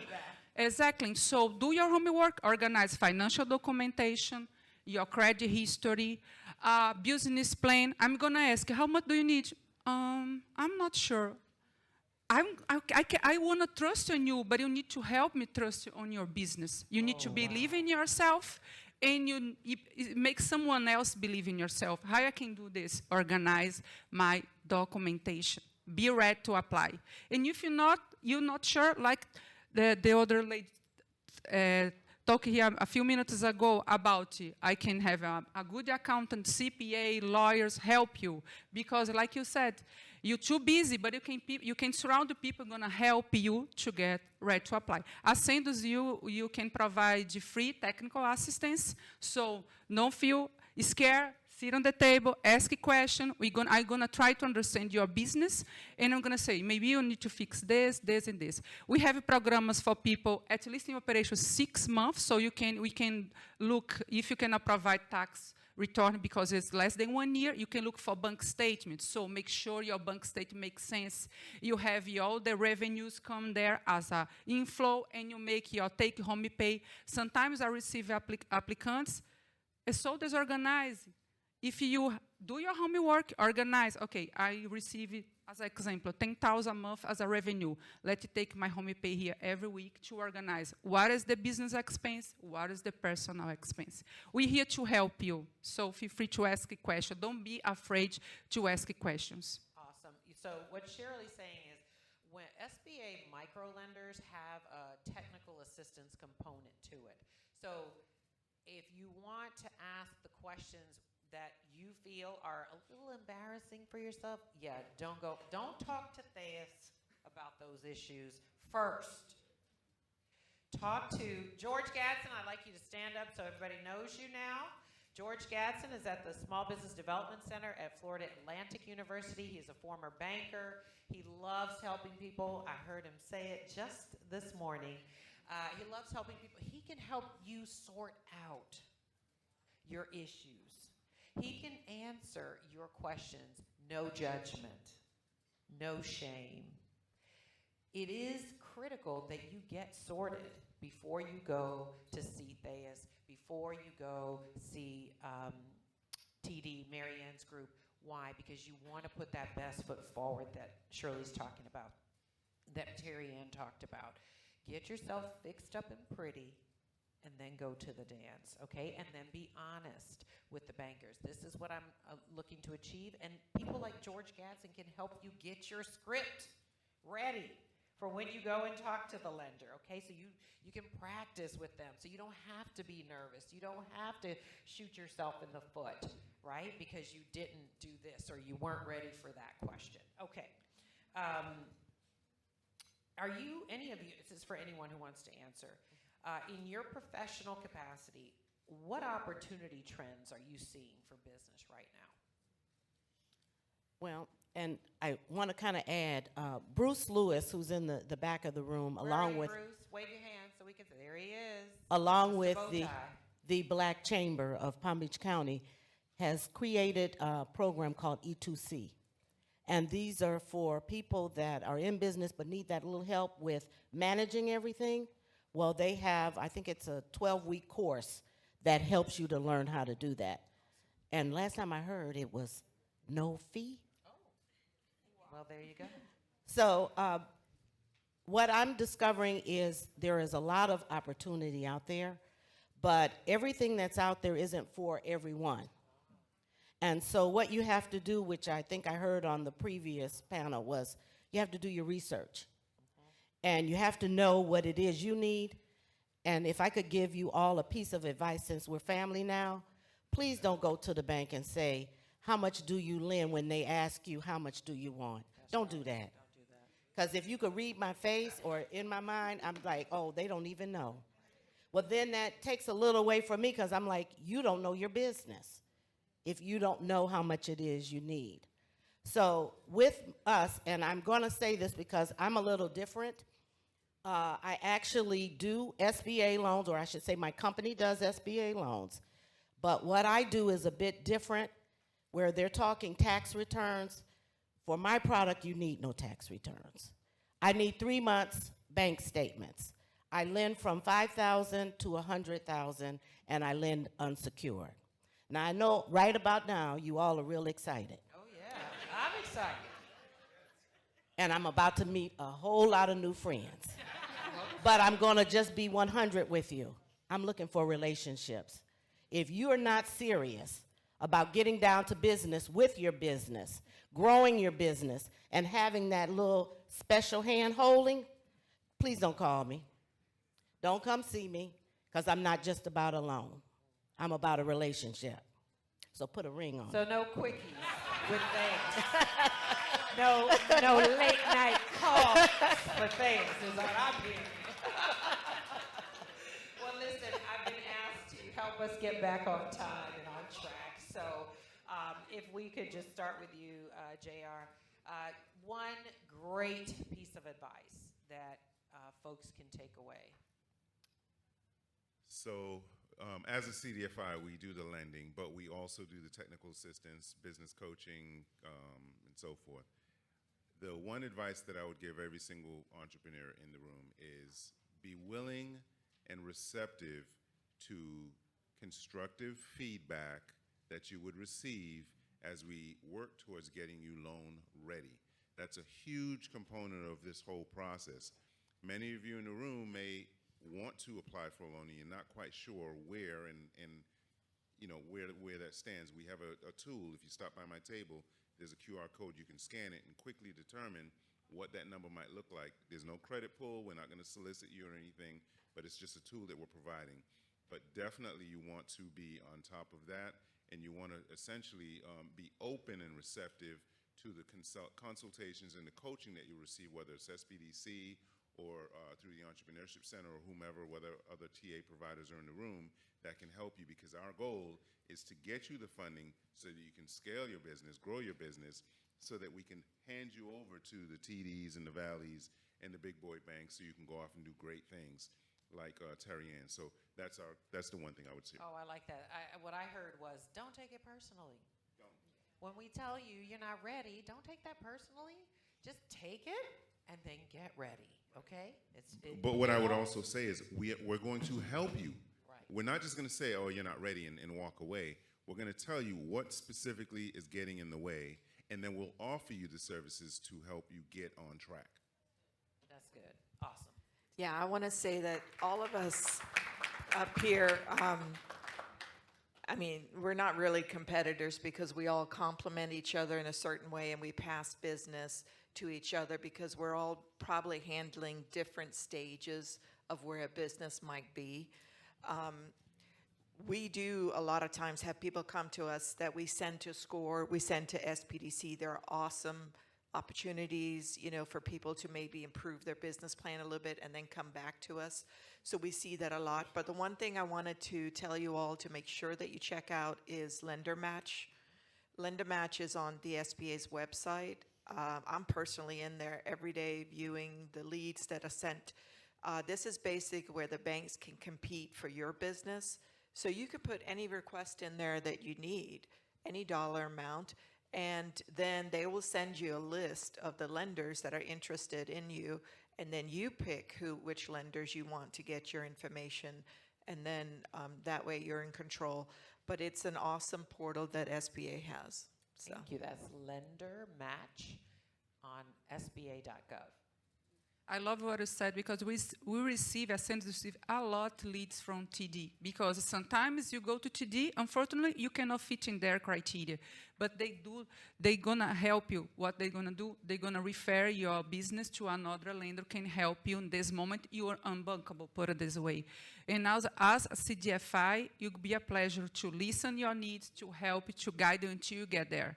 So we have a program for people who has no credit history. So you establish your credit right now, we can have loans for $5,000. It's a step. It's a big hand for help you in the next step of your business. If you have some issues with the credit score and some past due, we have a program called Get Ready. We're gonna lend you a line of credit smaller because this is gonna help your credit score improve. So you have so much research. Just do your homework, search, shopping around, avoid payday lenders. Né? These lenders approve the following day, but you don't know about the interest rate, the terms for repayment, the penalties, and etc. You have so much nice people here to answer, just looking for the best option for your business needs. That's awesome. She said she has a line of credit program that will help you rebuild your credit, which is great. There's so many people have fallen into the bad credit trap, and you just sit there and you accept it. No, you can get out of there. You can get out of that trap. Will it take some time? Yes. Does it take effort? Yes. But anything worth having requires effort. All right, come on, Thais. Well, the one thing that I would want to remind business owners is you are the business. So we need to look at your credit along with the credit of the business. Those are two things in this day and time you cannot let lapse. Keep your credit right. Yeah, and watch for it because as I'm sure you've heard, next month is October is Cybersecurity Month. How much hacking is going on? I was just reminded this week, I better go check my children's credit scores. They don't have any credit, but they might because somebody has hacked. So just stay on, get your free credit report. What I want to share with you is please, please, please become financially literate. Know what your financial statements mean. Get on top of your tax returns. Know that if you keep doing your taxes, your business taxes, posting a loss or very limited profit, you're telling these folks you don't have any leftover money to pay them. So they're not going to give you a loan. So you've got to know these little nuances in financial literacy. SBA is committed to financial literacy. These folks all have programming on their websites to help you become financially literate. Once you know those things, you're going to be in a better position to grow your business. And I will just say, just like Terry Ann said, it's hard work. I already know that. I'm married to an entrepreneur. It's hard work. I told you my son started his own business. It's hard work. But I will leave you with this thought that John Maxwell, who is a thought leader in leadership, he said, we all want these uphill dreams, but we have downhill habits. The things that we do down here at the bottom of the hill are not going to get us to the top. So renew your mind, learn what you need to learn, resist the pressure that lies to you and says everything has to be done right now. Just try to take 5 minutes to breathe deeply and think about your priorities and make financial literacy a priority, because that's the single greatest thing you can do to propel your business upward. Thank you all so much for your attention. I'm so glad you're here. Thank you to our panelists. You were awesome. Like Alan Thomas said, make sure you meet them.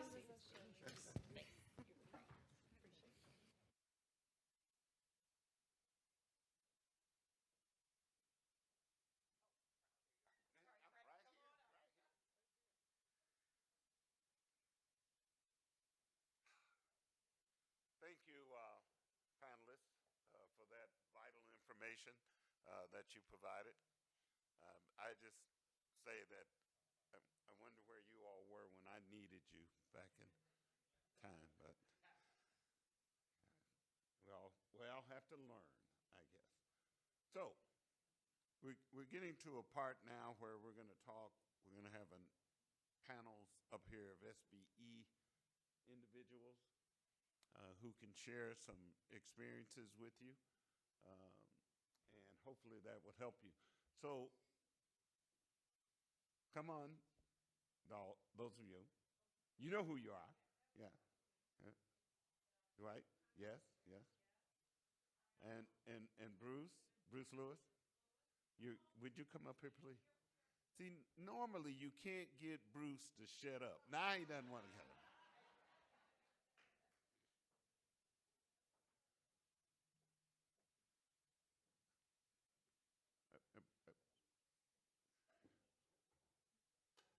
We good?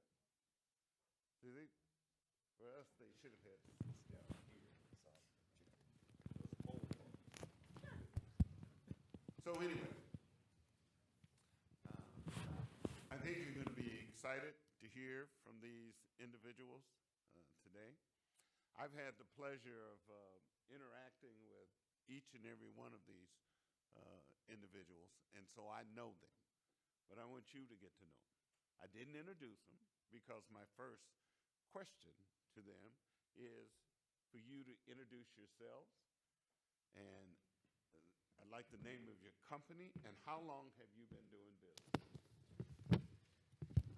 Good morning. Zamar Brown, owner and principal architect of Design to Form, and we have been in business for 22 years. We're an architecture, interior design, and planning firm. Dwight Stevenson, CEO and founder of D. Stevenson Construction. We've been in business for 32 years. We're construction managers, general contractors. Ezra Sappho, owner of All Site Construction. Our table is over there. We've been in business 25 years now. I have to give props to my wonderful team who came out here to sit at the table. So any subcontractors that are interested in bidding any jobs in the local area, just come to our table, sign up, and we can tell you what jobs we have on the street right now. Beautiful. I have to give a plug to Mr. Frank. We're partners with them on a few projects here in the city of West Palm. Thais, she's my banker. I have to plug my girl over there, SBA, because she helps us with our bonding on our larger projects. SBA helps us get the required bonding for some of those jobs. Mosaic Group, we're partners with the marina over there. We got to knock that out the park coming up soon. And yeah, that's who I am. Thank you, guys. Thank you. Good job. Wow, that's a tough act to follow. Not for you, Bruce. Okay. Everybody knows that me and Frank are good friends, obviously, by the way. He talks about me all the time, good, bad, or indifferent. Bruce Lewis, owner, founder of LB Limited, communications company that specializes in large-scale public and private development projects. Been in business for 34 years. Most recently founded the Equity Entrepreneur Center that Ms. Thais was so nice. Oh, we got some alumni in the, oh, yes. Alumni association there. I love that. And it was all because of what the mayor said about the difficulties that small businesses have in getting through some of the funding opportunities that were available. So we've seen the need, and we created Equity Entrepreneur Center.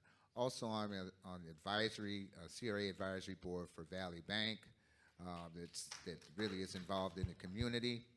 And I have 48 mentees now. 46 of them are still in business, and the number keeps going up. So my whole life has been really centered around standing up small businesses. Thank you. Good. And before I ask the next question, I just want to point out something for you. As mentioned, each one of these have done some business with us here in the city of West Palm Beach. We have a park over in northwest West Palm Beach that was just a field. Had one big tree standing in the middle of the field.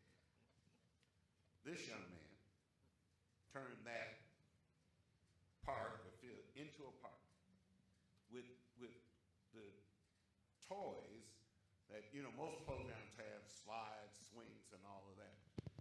He put instruments there that work so that the people and the young kids in the neighborhood who go into the park to play, they have time to mingle with the instruments were there.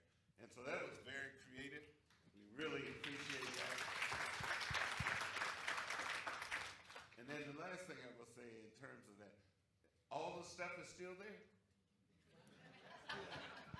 Y'all think about that for a minute, too. With D. Stevens, we built 2 new fire stations here in the city. And both of them were built by African-American firms. And D. Stevens was one of them.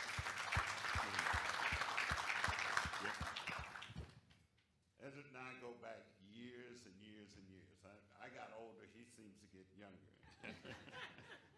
But as he's mentioned, he's doing a number of jobs with us here in the city. And we're very proud of what he's been doing and working here with us. I'm not going to say anything about Bruce Lewis.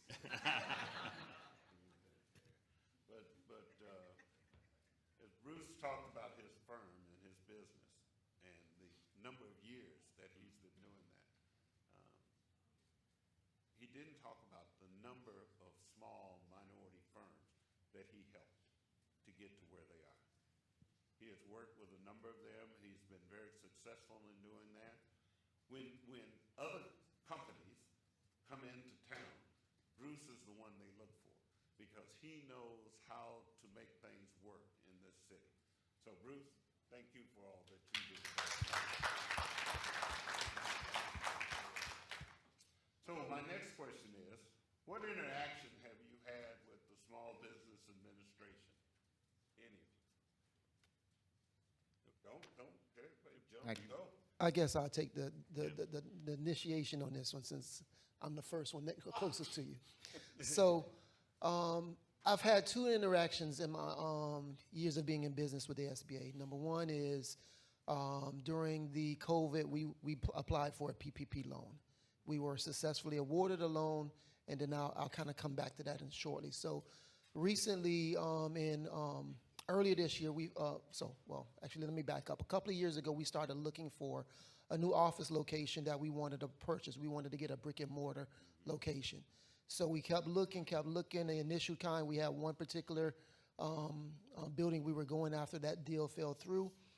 We ended up finding another project that was, in my opinion, initially out of my range as it relates to how much we wanted to pay. However, we were able to team up with a bank and team up with the SBA, and it basically kind of worked out. Was it a grueling experience? Yes. However, I can say that on April 31st, we closed on a building for our office. So.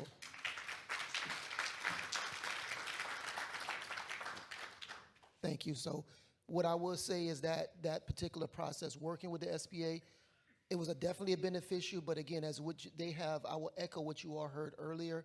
It's about your paperwork being in order. It's about presenting everything that's needed and really it being in a certain format. And then what's funny is, I'll give you a sidebar, is during that process when we were going for our loan, we ended up finding out that there was a fraudulent SBA loan, sorry, a fraudulent PPP loan that was taken out on our business. So in that particular case, when we were trying to force and push, it's almost like we came to actually a complete stop. And then we had to deal with the SBA and start dealing with the government and trying to mitigate that and get that removed. So is there, and if I had to just say anything, it's about perseverance, it's about persistence, it's about really just reaching out and asking other people to help when you have a challenge in front of you. Good job. Next, I mean, through the years and stuff, I mean, we've gotten help along the way, no question and stuff. And there's been times where people gone out and they've told us no. And like I said, that's just an opportunity to go somewhere else or whatever and stuff. And we were able to do that. And the SBA, we did probably about 15 years ago, similar situation. We were looking to purchase a building for our company. And so we decided some people might not have been interested. And then we did go to the SBA, and they stepped up and they funded the project, and we were able to do it and stuff. And the programs like that, minority programs and smaller programs, we try to use those things the way they're designed and that sort of thing, and that also helped us as a company to get started.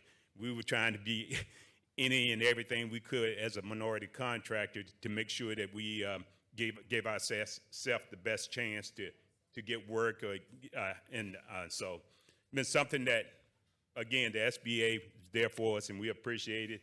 And again, I thank you guys for it, but it's Frank Hayden working with his team, been great and that sort of thing. And Anne Marie can't say enough. I mean, you've always been there and stuff. We appreciate and working together. And everyone on the stage right here, we work together on something, and maybe we'll get a chance to tell them about the project that we just finished up in North Palm Beach County there and stuff. It's an $11 billion project. We did it for ECF, which is a large minority contract. Yeah.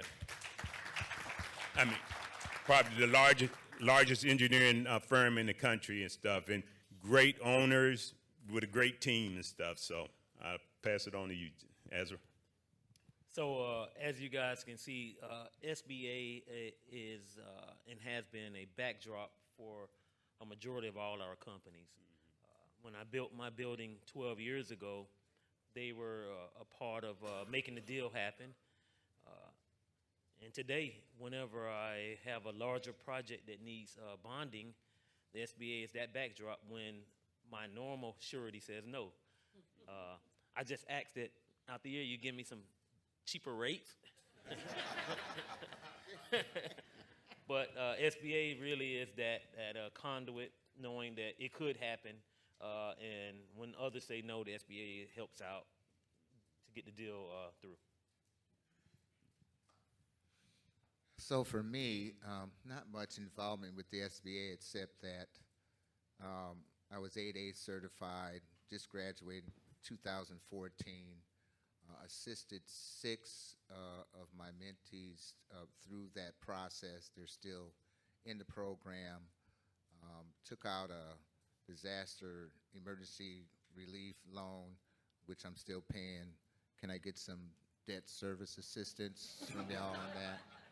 But in either case, they're a definite resource that I've taken advantage of. And what you're saying is true with regards to, it's smart to know the process before you jump into the process. That's number one.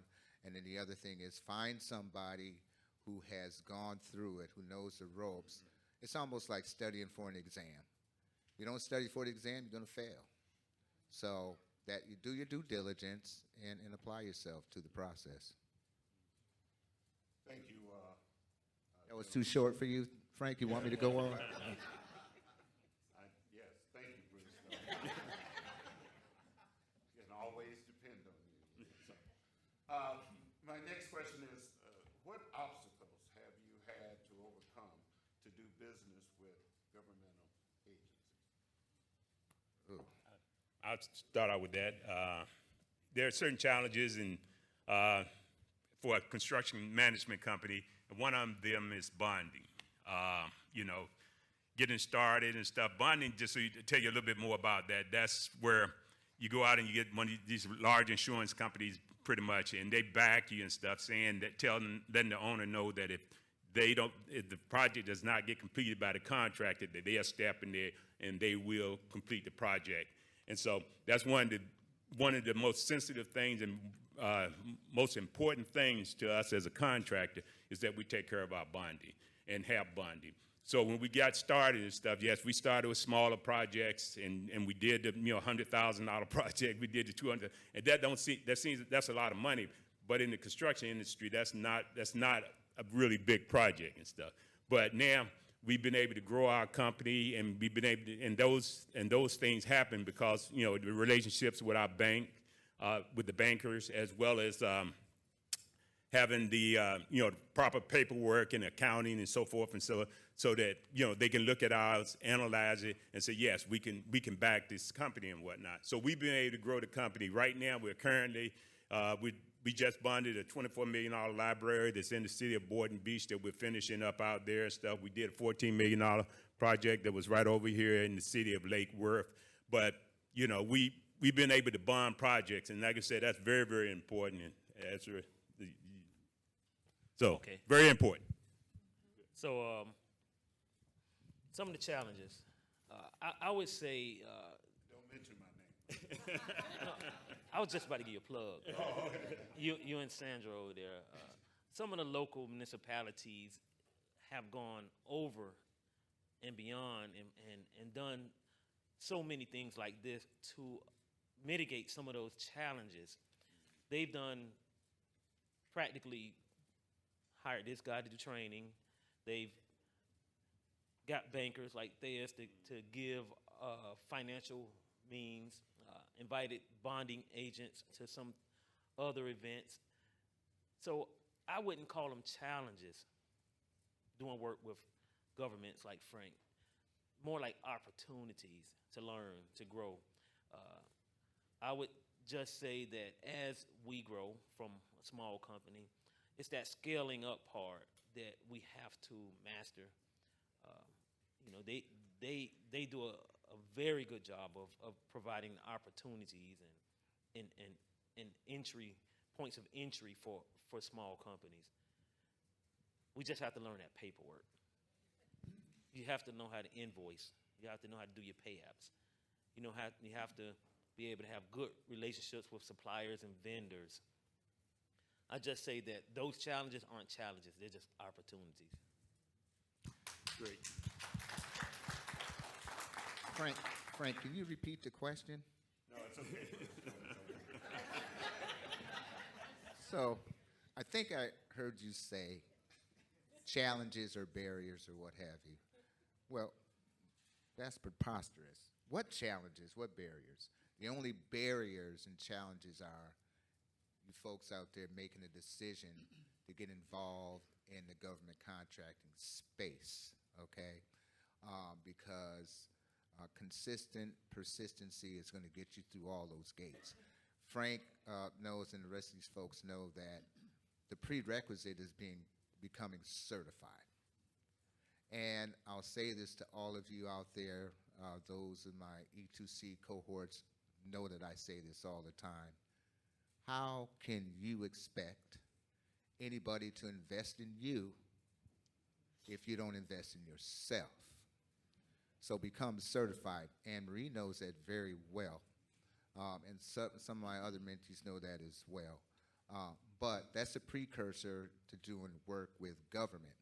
And so the other side of it is I'm certified for 31 years of my 34 years of existence. I diversified my clientele base by having both public and private clients. I can tell you that during the market fall in the 80s, the only people that were working was government that kept me afloat. And even through COVID, the only people working was government. So you'll be remiss not to consider becoming certified so that you can get into the government contracting game. And everything thereafter is just due diligence, hard work, persistence, just like doing business with any other client. So think of government contracting as a client and an opportunity to scale. When all else fails, government has to work. So for me, I would say that there were challenges, but also there were learning opportunities. So what I've done is we've had the opportunity to work with municipalities in Miami, Broward, and West Palm Beach, and hopefully within this next year, Orlando as well. But what I've learned is there's different things. You got to kind of know your client and you know what that client's financial challenges are or restrictions. And I'll dive in that a little bit deeper. For example, if you're working for a government, most of the times their fiscal year starts in October. So they're gearing up August, September to get ready for that new fiscal year in order to start rolling out contracts. So you've got to be ahead of the game before those contracts come out. You have to understand when it's coming out so that you can then be on board, have secured your contract. So once money is released, you can then therefore have an opportunity to work.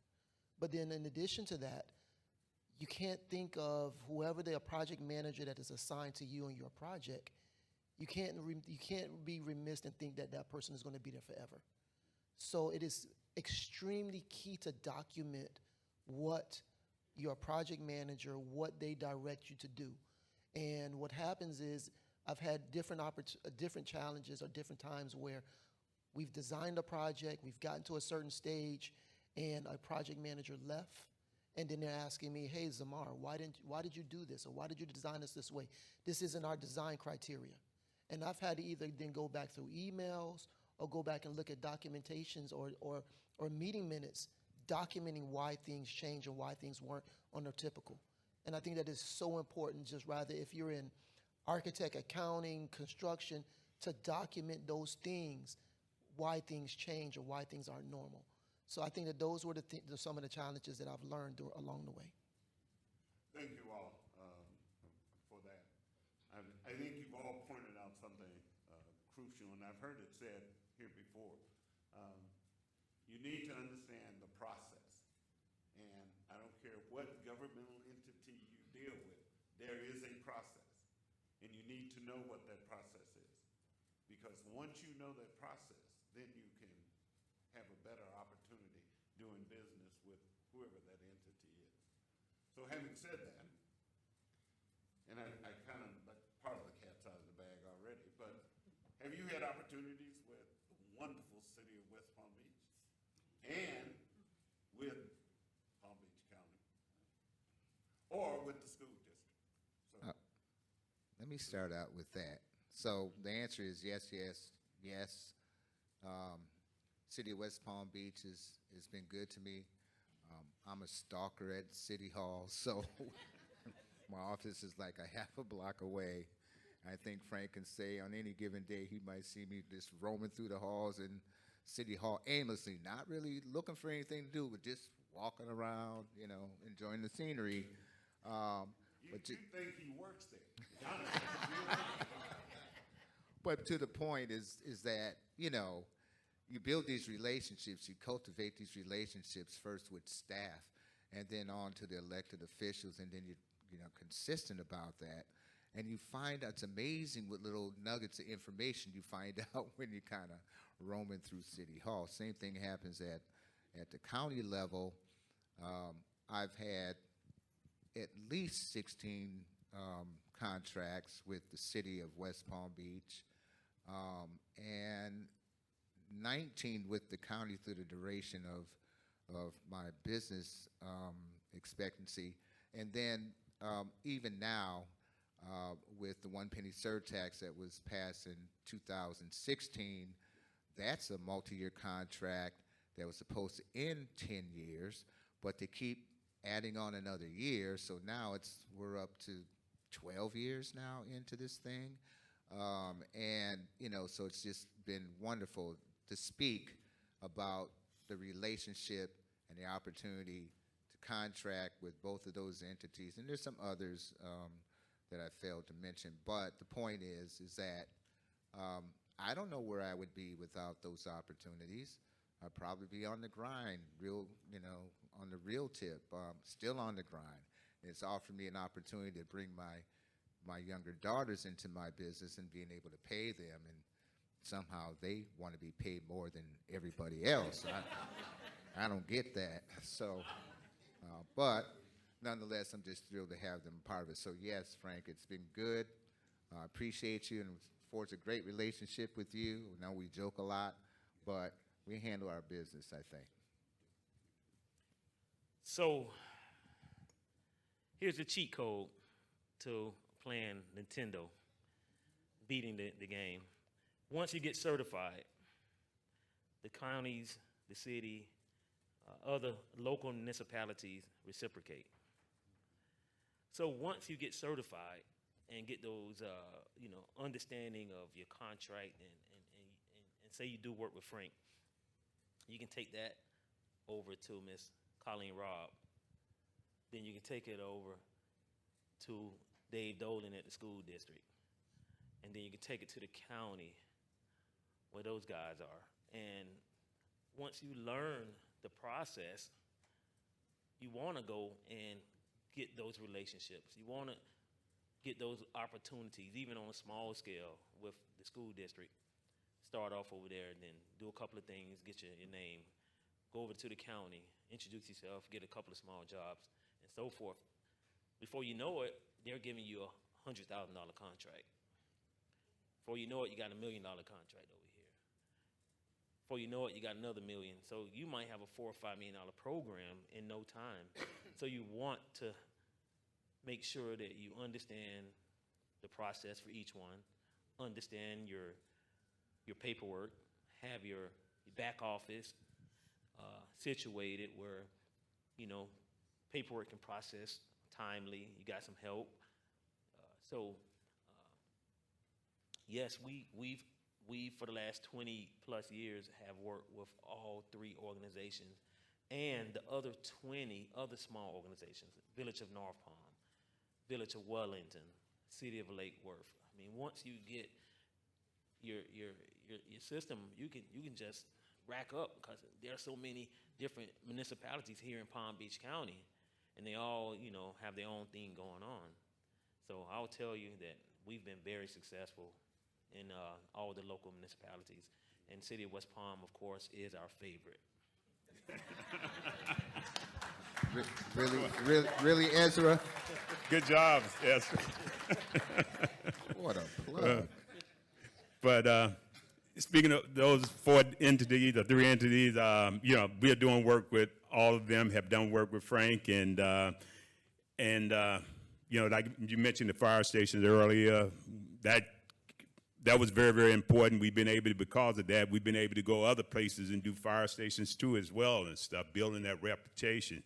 We've done work with Palm Beach County School District. Right now, we're part of the program management there. We're the owner's rep there at the school board of Palm Beach County. And then at Palm Beach County, like I mentioned, we're doing the library for them. We were just awarded another project that should be in the $30 million range. It's going to be a 45th Street project that's right up, that's going to be up here in the county. It's very important. Like, as its reputation is building your resume and stuff is something that's very, very important. You do work, when they give you the opportunity, you got to do everything to make sure that you are successful, that project is successful. And I think, it's been great. Ezra, like I said, we've worked together on certain projects, and we've been successful on it. And I see some people out there in the audience too. I want to mention Sherry. We are working together and work together, legally clean there. But it's other people that, we worked together in the past, and I'm excited about that.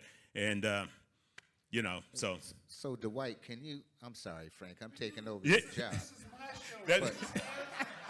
Bruce. No, I'm joking. Dwight, it's important for you to share Yeah. the how you got the contract with the county on the 45th Street project, because that was something that came through an introduction at the Matchmaker. Yeah. But share that, because I think they should know this. Yeah, it's something that, like I said, we've worked together. Everyone up here on this stage, I've worked together with some capacity in the past and stuff. And what Bruce is mentioning there is that we put together is another minority owned company they're kind of interested in coming to South Florida. So we teamed up and we went after that project there. And but the reputation and stuff that we had and stuff, and they that they brought to the table, we were able. The county felt very, very comfortable with us and selected us number one, and they're negotiating with us now to do that project. And again, that's building relationship. We're gonna do a great job there because we want to get another project with the county as well. And and Bruce did help facilitate that, no question, okay, at the matchmaker event. And so give you kudos on that. You got it. I don't want no kudos. Can I get paid or something? Well, Bruce, why do you invite me to the party? I don't know. We'll talk later. Listen, I'm losing control. Frank, I think at the end of this, I need to go and introduce myself to Bruce over there. Yes, sir. So we've had the opportunity to work with the City of West Palm Beach CRA on 3 different projects, and I believe we have 2 more that's slated to come to our firm. It's been a great opportunity working with them, but the park that you mentioned earlier, Heart and Soul Park, I'm going to be honest with you. This wasn't designed to form who made it happen. It was a collaboration. It was a collaboration between the community, between the CRA, our firm, and our consultants. And I'm going to be honest, in order to make the success that that happened at the end, was really an opportunity that we cherish, but also it was an opportunity for everybody to come in and make something that was blight into something that was great. And then we are also working on, with the CRA, for 2 historic preservation projects on North Sapodilia. I am prayerful that we will be working with the Palm Beach County School Board and also Broward, I'm sorry, not Broward, but Palm Beach as well soon. You can work with Broward. That's okay. It's all good. All right, thank you all for that. I had another question, but I'm going to, can we do questions from them? Yeah. Oh, okay. So let's do that. Any of you have a question? Oh. Yes, Theus. There was a microphone. I have a question for You you. don't need no mic. I don't need a mic. It was Go. mentioned that there's a matchmaker event where people can meet business. How can I get That was a invited? Or is shameful. there It another was one a coming up sometime? Yes, we had this all planned, Frank. Thank you for that question. So, the Palm Beach Partners Business Matchmaker Conference has been going on for 18 years here in Palm Beach County. I produce that. It's the largest small business conference in the county, and it is on September 20th. Actually, the 19th is the reception the evening prior. The conference itself is on the 20th. And when I tell you there's so many abundant opportunities there, you would be remiss not to come to that. If you don't walk away with, I'm going to be real conservative, 1 connection, then you were asleep at the wheel. So the cost of admission is $150. That feeds you. You get power talks.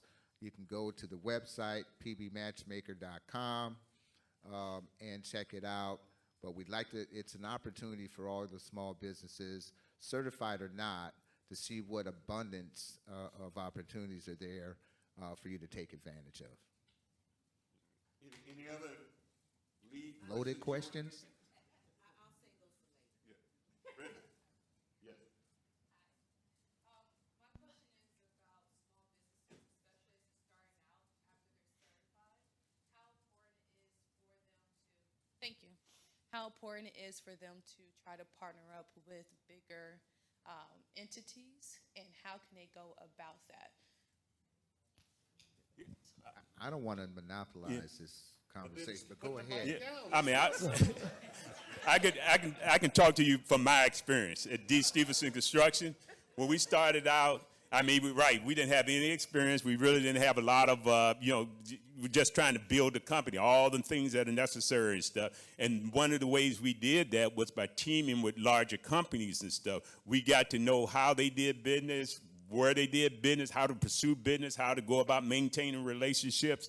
I mean, so it was a good thing. And then not only that, we benefit from it too financially. So we were able to build our company and stuff, and that's a good thing and stuff. So I think it's something that's very, very important. And I like to see, you know, I tell people all the time, nothing is a good thing to team up with other people to get going and stuff. So I think it's great. So if I can piggyback on that, my recommendation is once you've had an opportunity to do 1 or 2 projects, 1 or 2, whatever your services is, and you kind of understand that, when you start and you've got that down pat, then that's at the point where you want to start engaging other people. You don't want to be totally raw where you don't know what your particular product is or your service, but at least once you have that, because what that does is now give you a different perspective of what other people do, how they do it, what their processes are. So therefore, I would say, don't make it long, don't make it short. Just as soon as you feel that, hey, let me make a connection, because you never know. And even if it doesn't work out with that particular entity, they may be able to introduce you to someone else that may be able because I've had the opportunity where larger firms have given me projects because they just didn't accept that size project, which is a perfect fit for us. So you just want to make those connections. So Brittany, so you know firsthand that you were certified. We had a conversation one time about how do I get more work, but the short answer is, you know, sometimes you have to submit to being a subcontractor, much like what was said. So you learn how to crawl before you walk, okay, and then you scale up from there. Or the other thing is, and Frank is a supporter of this kind of approach for procurement, is that you can always submit an unsolicited proposal, okay? And Frank entertains a lot of those for some of the training courses that he does. Too many? Yes. But they're very, very helpful. He doesn't like to go through the process of reading them, and I think Sandy does that. And where's Sandy? Sandy does all that. So Frank just signs off and writes the check. So, but that said, so there's a couple different pathways. When you're just certified, understand the system, you can go into the purchasing portal, see what opportunities are there. If you see something that you like, there may be a major prime contractor going after something. There's some tricks of the trade on how you get a hold of those folks. Anne Marie knows them all. She's learned them all over the years. Tap on her, you can tap on me. But the long story short is unsolicited proposals help. If it's a commercially useful product or service, most entities, governments will entertain that. And then the other way is subcontracting. So just to finish up the certification, here's a nugget. When you partner, you have to think about what value you bring to the deal. The truth of the matter, people partner when they have to.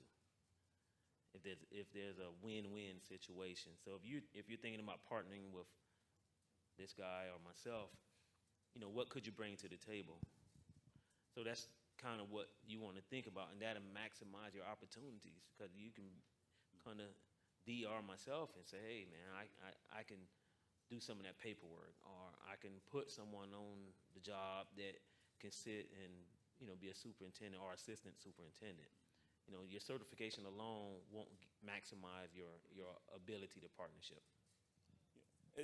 Just to add on that, you do want to bring value to the situation. I agree with you there and stuff, and take something away from it. I mean, be a working partner. Be a working partner.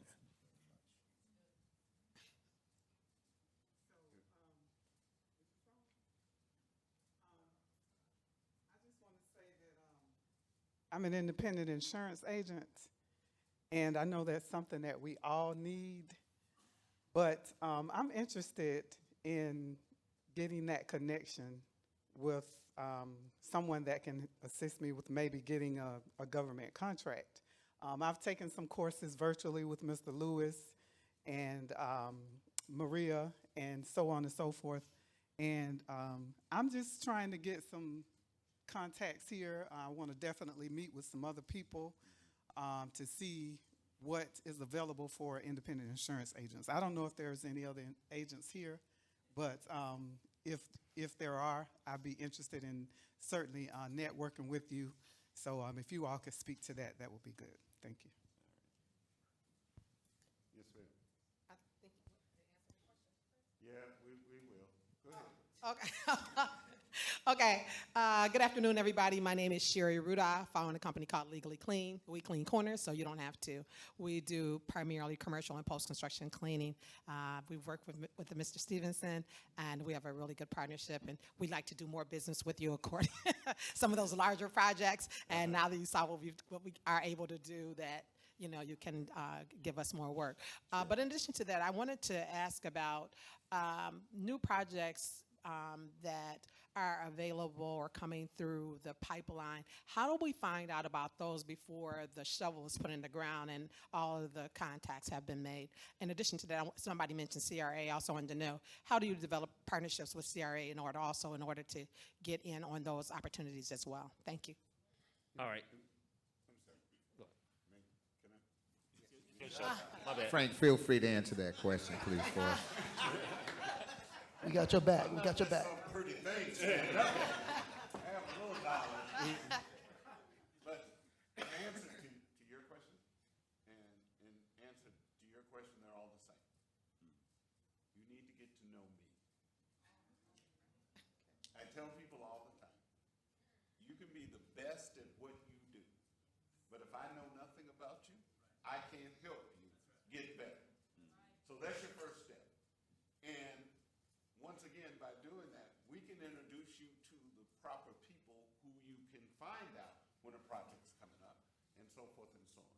So that's the first key to making it happen. I tell people, make yourself a pest.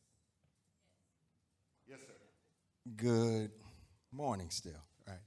Nick Savage, I'm CEO of Savage Flight, and basically we focus on high performance related to precision training and precision medicine. In leadership. My big question is on workforce development in Palm Beach County as far as what's emerging and what do you guys think is hot right now? Example, data centers, up north, and where's the sweet spot to build the workforce development here from everyone's perspective as it relates to technology? We know real estate's here, right? But in addition to real estate, what other areas are emerging that you're going to get a yes, either with the banks or teaming partners to build? Example, federal. Is there a military slot here anywhere? So it's interesting you asked that question because yesterday I attended the future of Palm Beach County.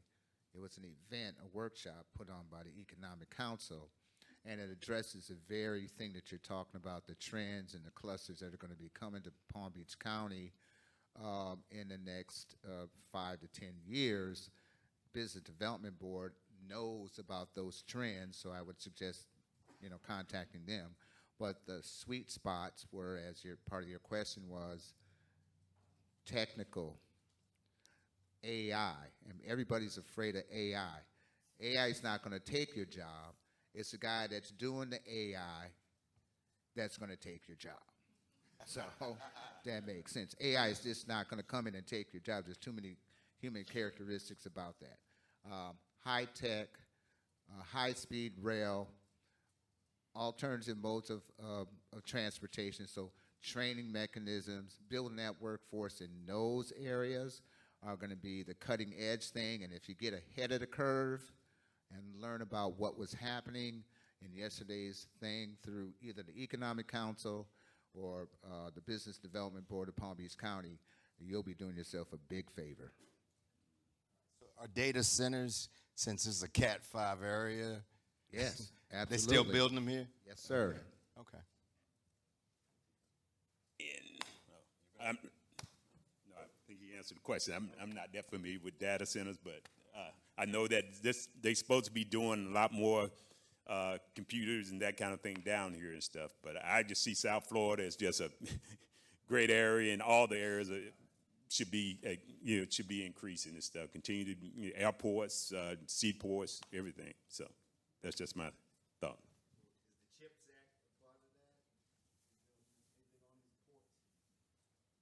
Right now, I'm not building anything on the seaports, not now. Airports, we've done quite a bit of airport work in the past, and that's the area that we are trying to get back into. Right now, we are finishing up a $32 million fixed base operation that's down there on Fort Lauderdale Airport. We're doing that in conjunction with the Fontainebleau people, and but it's a private project on the south side of Fort Lauderdale Airport, but it's been a good project for us and stuff. So in airport work, we like airport work.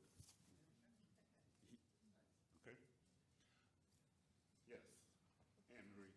Yeah, I just had one question or comment to maybe help some folks in the room. More of a question to help some others in the room, especially when it comes to subcontracting.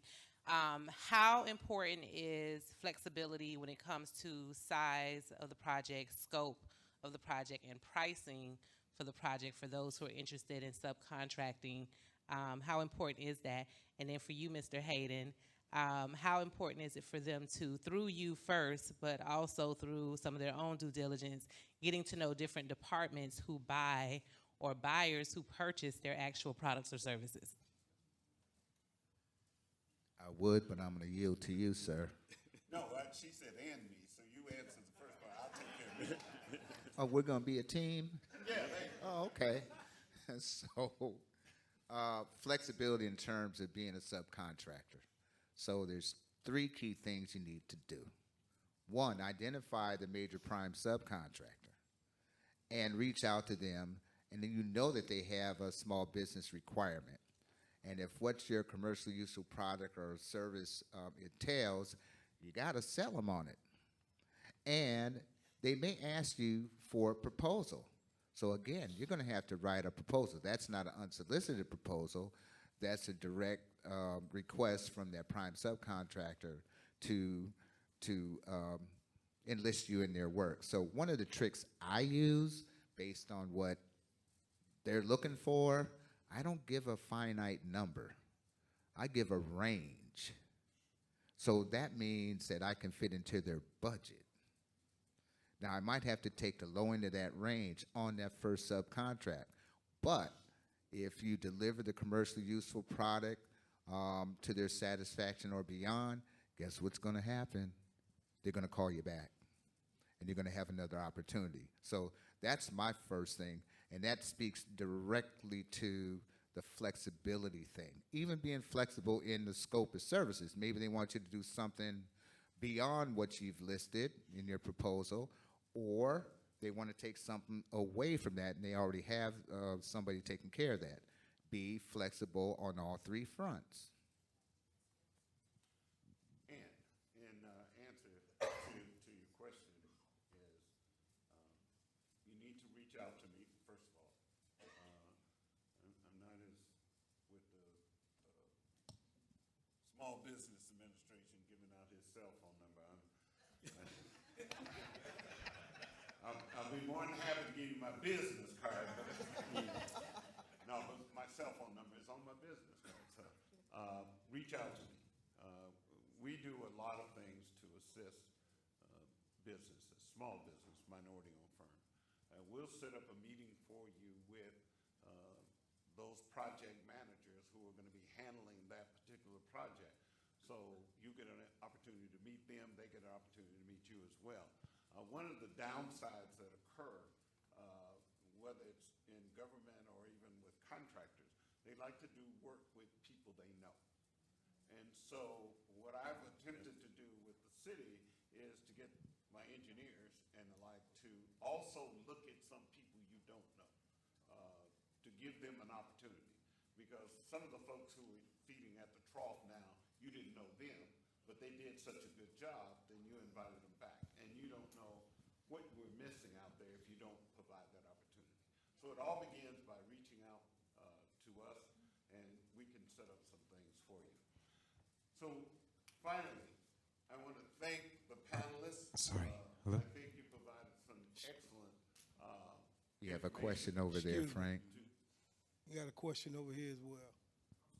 I was hoping I had one last question, if it's okay. Okay, yeah. My name's Brett McCullough. I focus, my background is in environmental or eco-progressive realty is what I call it. And in addition to it, I created a festival a few years ago called Flora Fauna Fest over at my amphitheater. I worked with the city. It was absolutely wonderful. We did what I call a theme park for a day. We took the imagination of like Avatar, where you have all this green, but in reality there wasn't, and focused on things like that perfect transition of what may be missing in some communities. Focus on where's like a local co-op grocery store or a community gardens, or focusing on more of some of those green initiatives. I don't know about y'all, but it's getting real hot out here. And when I walk to the streets, a lot of my focus is all on working with clients in Section 8, folks that are losing their houses, and then there's a lot of issues regarding like people losing their homes because of the high prices of housing, and then getting thrown into the whole aspect of the criminalization of homelessness. So all of these kind of things are tied into a lot of similar things. So part of my curiosity is what we can be doing in a community, because that's why I'm here, is I believe in small business, I believe in commerce, but I also believe in community, and I love, not only, my family's a very culturally diverse family, and that's part of the way we were raised. Is we had my grandfather raised us with his restaurant. My grandmother had school lunches and helped feed the kids. So that's where my background is. So in regards to some green initiatives, soil, land, trees, nature, biodiversity within the soil, fruit trees, all of those things. What can we be doing as a community focused on those with small business? Can I answer that, Frank? I tell you what, I'm going to come sit there. Yes, Bruce, why don't you answer that? First of all, that was a long-ass question. Secondly, the short answer is... Secondly, let me suggest that you talk to the Department of Sustainability in the city. And the young lady that handed you the microphone is very much involved in the community and works for Frank. So there's your short answer. I'm trying to do you a favor, Frank. We good? Because I wasn't sure how I was going to handle that, but you took care of it. Thank you very much. I got a question right here. Yes, sir. My name's Morgan. I'm the owner of Brighton Cliff Soft Pressure Washing Exterior Cleaning. And I've done over 65 fire stations at Palm Beach, 37 water tanks, Miami Bayfront Center a few times. And my question to you guys is, have you reached down to small minorities in your projects to complete some of your work and some of the jobs you've been awarded? So I'll take that one. As an architectural firm, we have decided that we don't do legalizations, we don't do house additions. We are only doing it in a single family, we only do new construction. So with that in mind, or in that mindset, we are always constantly getting people that want us to help them with a house addition or legalization. So therefore, what we end up doing is taking that and then giving that to smaller firms, as they would say, micro businesses. And we would sometimes work hand in hand with those particular firms to make sure that we're not just giving them a project, but they're actually performing and it's a successful project. But then in addition to that, what we end up doing is we've also had internships. We've had other opportunities where we've worked in collaboration with other small firms, tried to bring them in on projects so that we kind of have a more united front as it relates to what type of project we're going after. So, to keep it 100. I'm sorry, sir, what's your name? So I can answer your question? All right, Mr. Morgan. So, Dee and I can sit up here and go through a list of successful projects. And throughout the community, we've attained a certain level of success, right? And people watch us and know that we've done some things and we've attained some things. So the question is, do we reach back and lend a hand?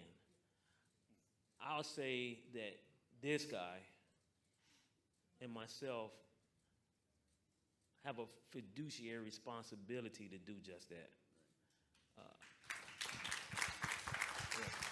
So we've partnered and we have many opportunities to have an outreach and go the extra mile. My team and myself have actually gone even in the community and helped people become certified, become get a banking relationship or bonding. So these are all the things that when we do reach back, having you be prepared to be able to do some of the work. So there are some things in advance that we're willing to do. So to answer your question, yes, and I know this guy here himself have reached back to me. We've had reached back to others. Absolutely. And I think if we don't do that, shame on us.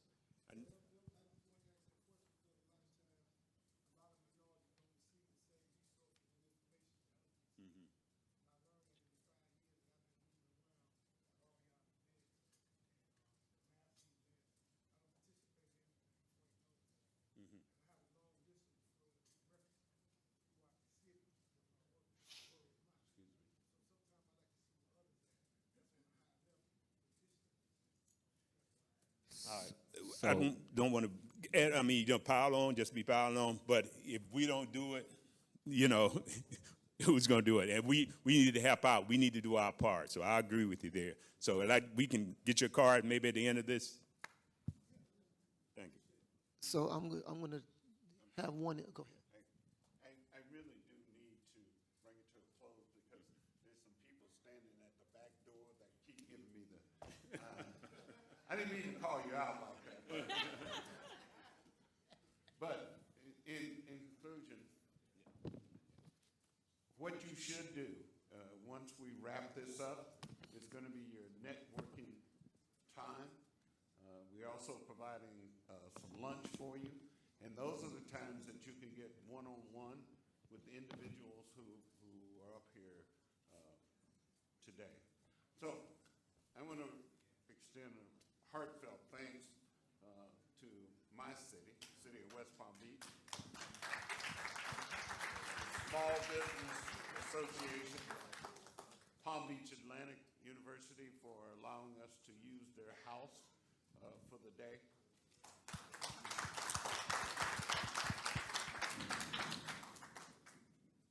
That's why I love Florida.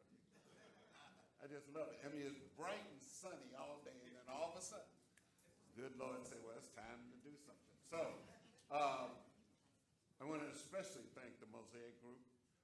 As I said, we've had a long-running relationship, and it has always been on positive.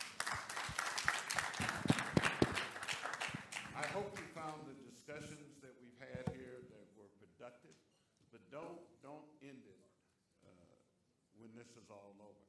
As I said to you before, if we don't know you, there's nothing we can do to help you. So you've got to make yourself known to us. And for the projects with the city, we have a requirement on our contract that you have to sub out a minimum of 18% of that contract. And not only, if you don't do that, when you submit your bid, we throw your bid out because we tell you you're non-responsive. On our projects, we have exceeded that 18% on a regular basis. We're up to now about 27% of dollars on our contract going to certified SBE. So come on home, do some work, take our money, and enjoy yourself. Lastly, you see these on your table, these QR codes they call them. I'm not a technical person. So please do that with cameras. I think that's the way it works. And fill out the survey for us. Have a good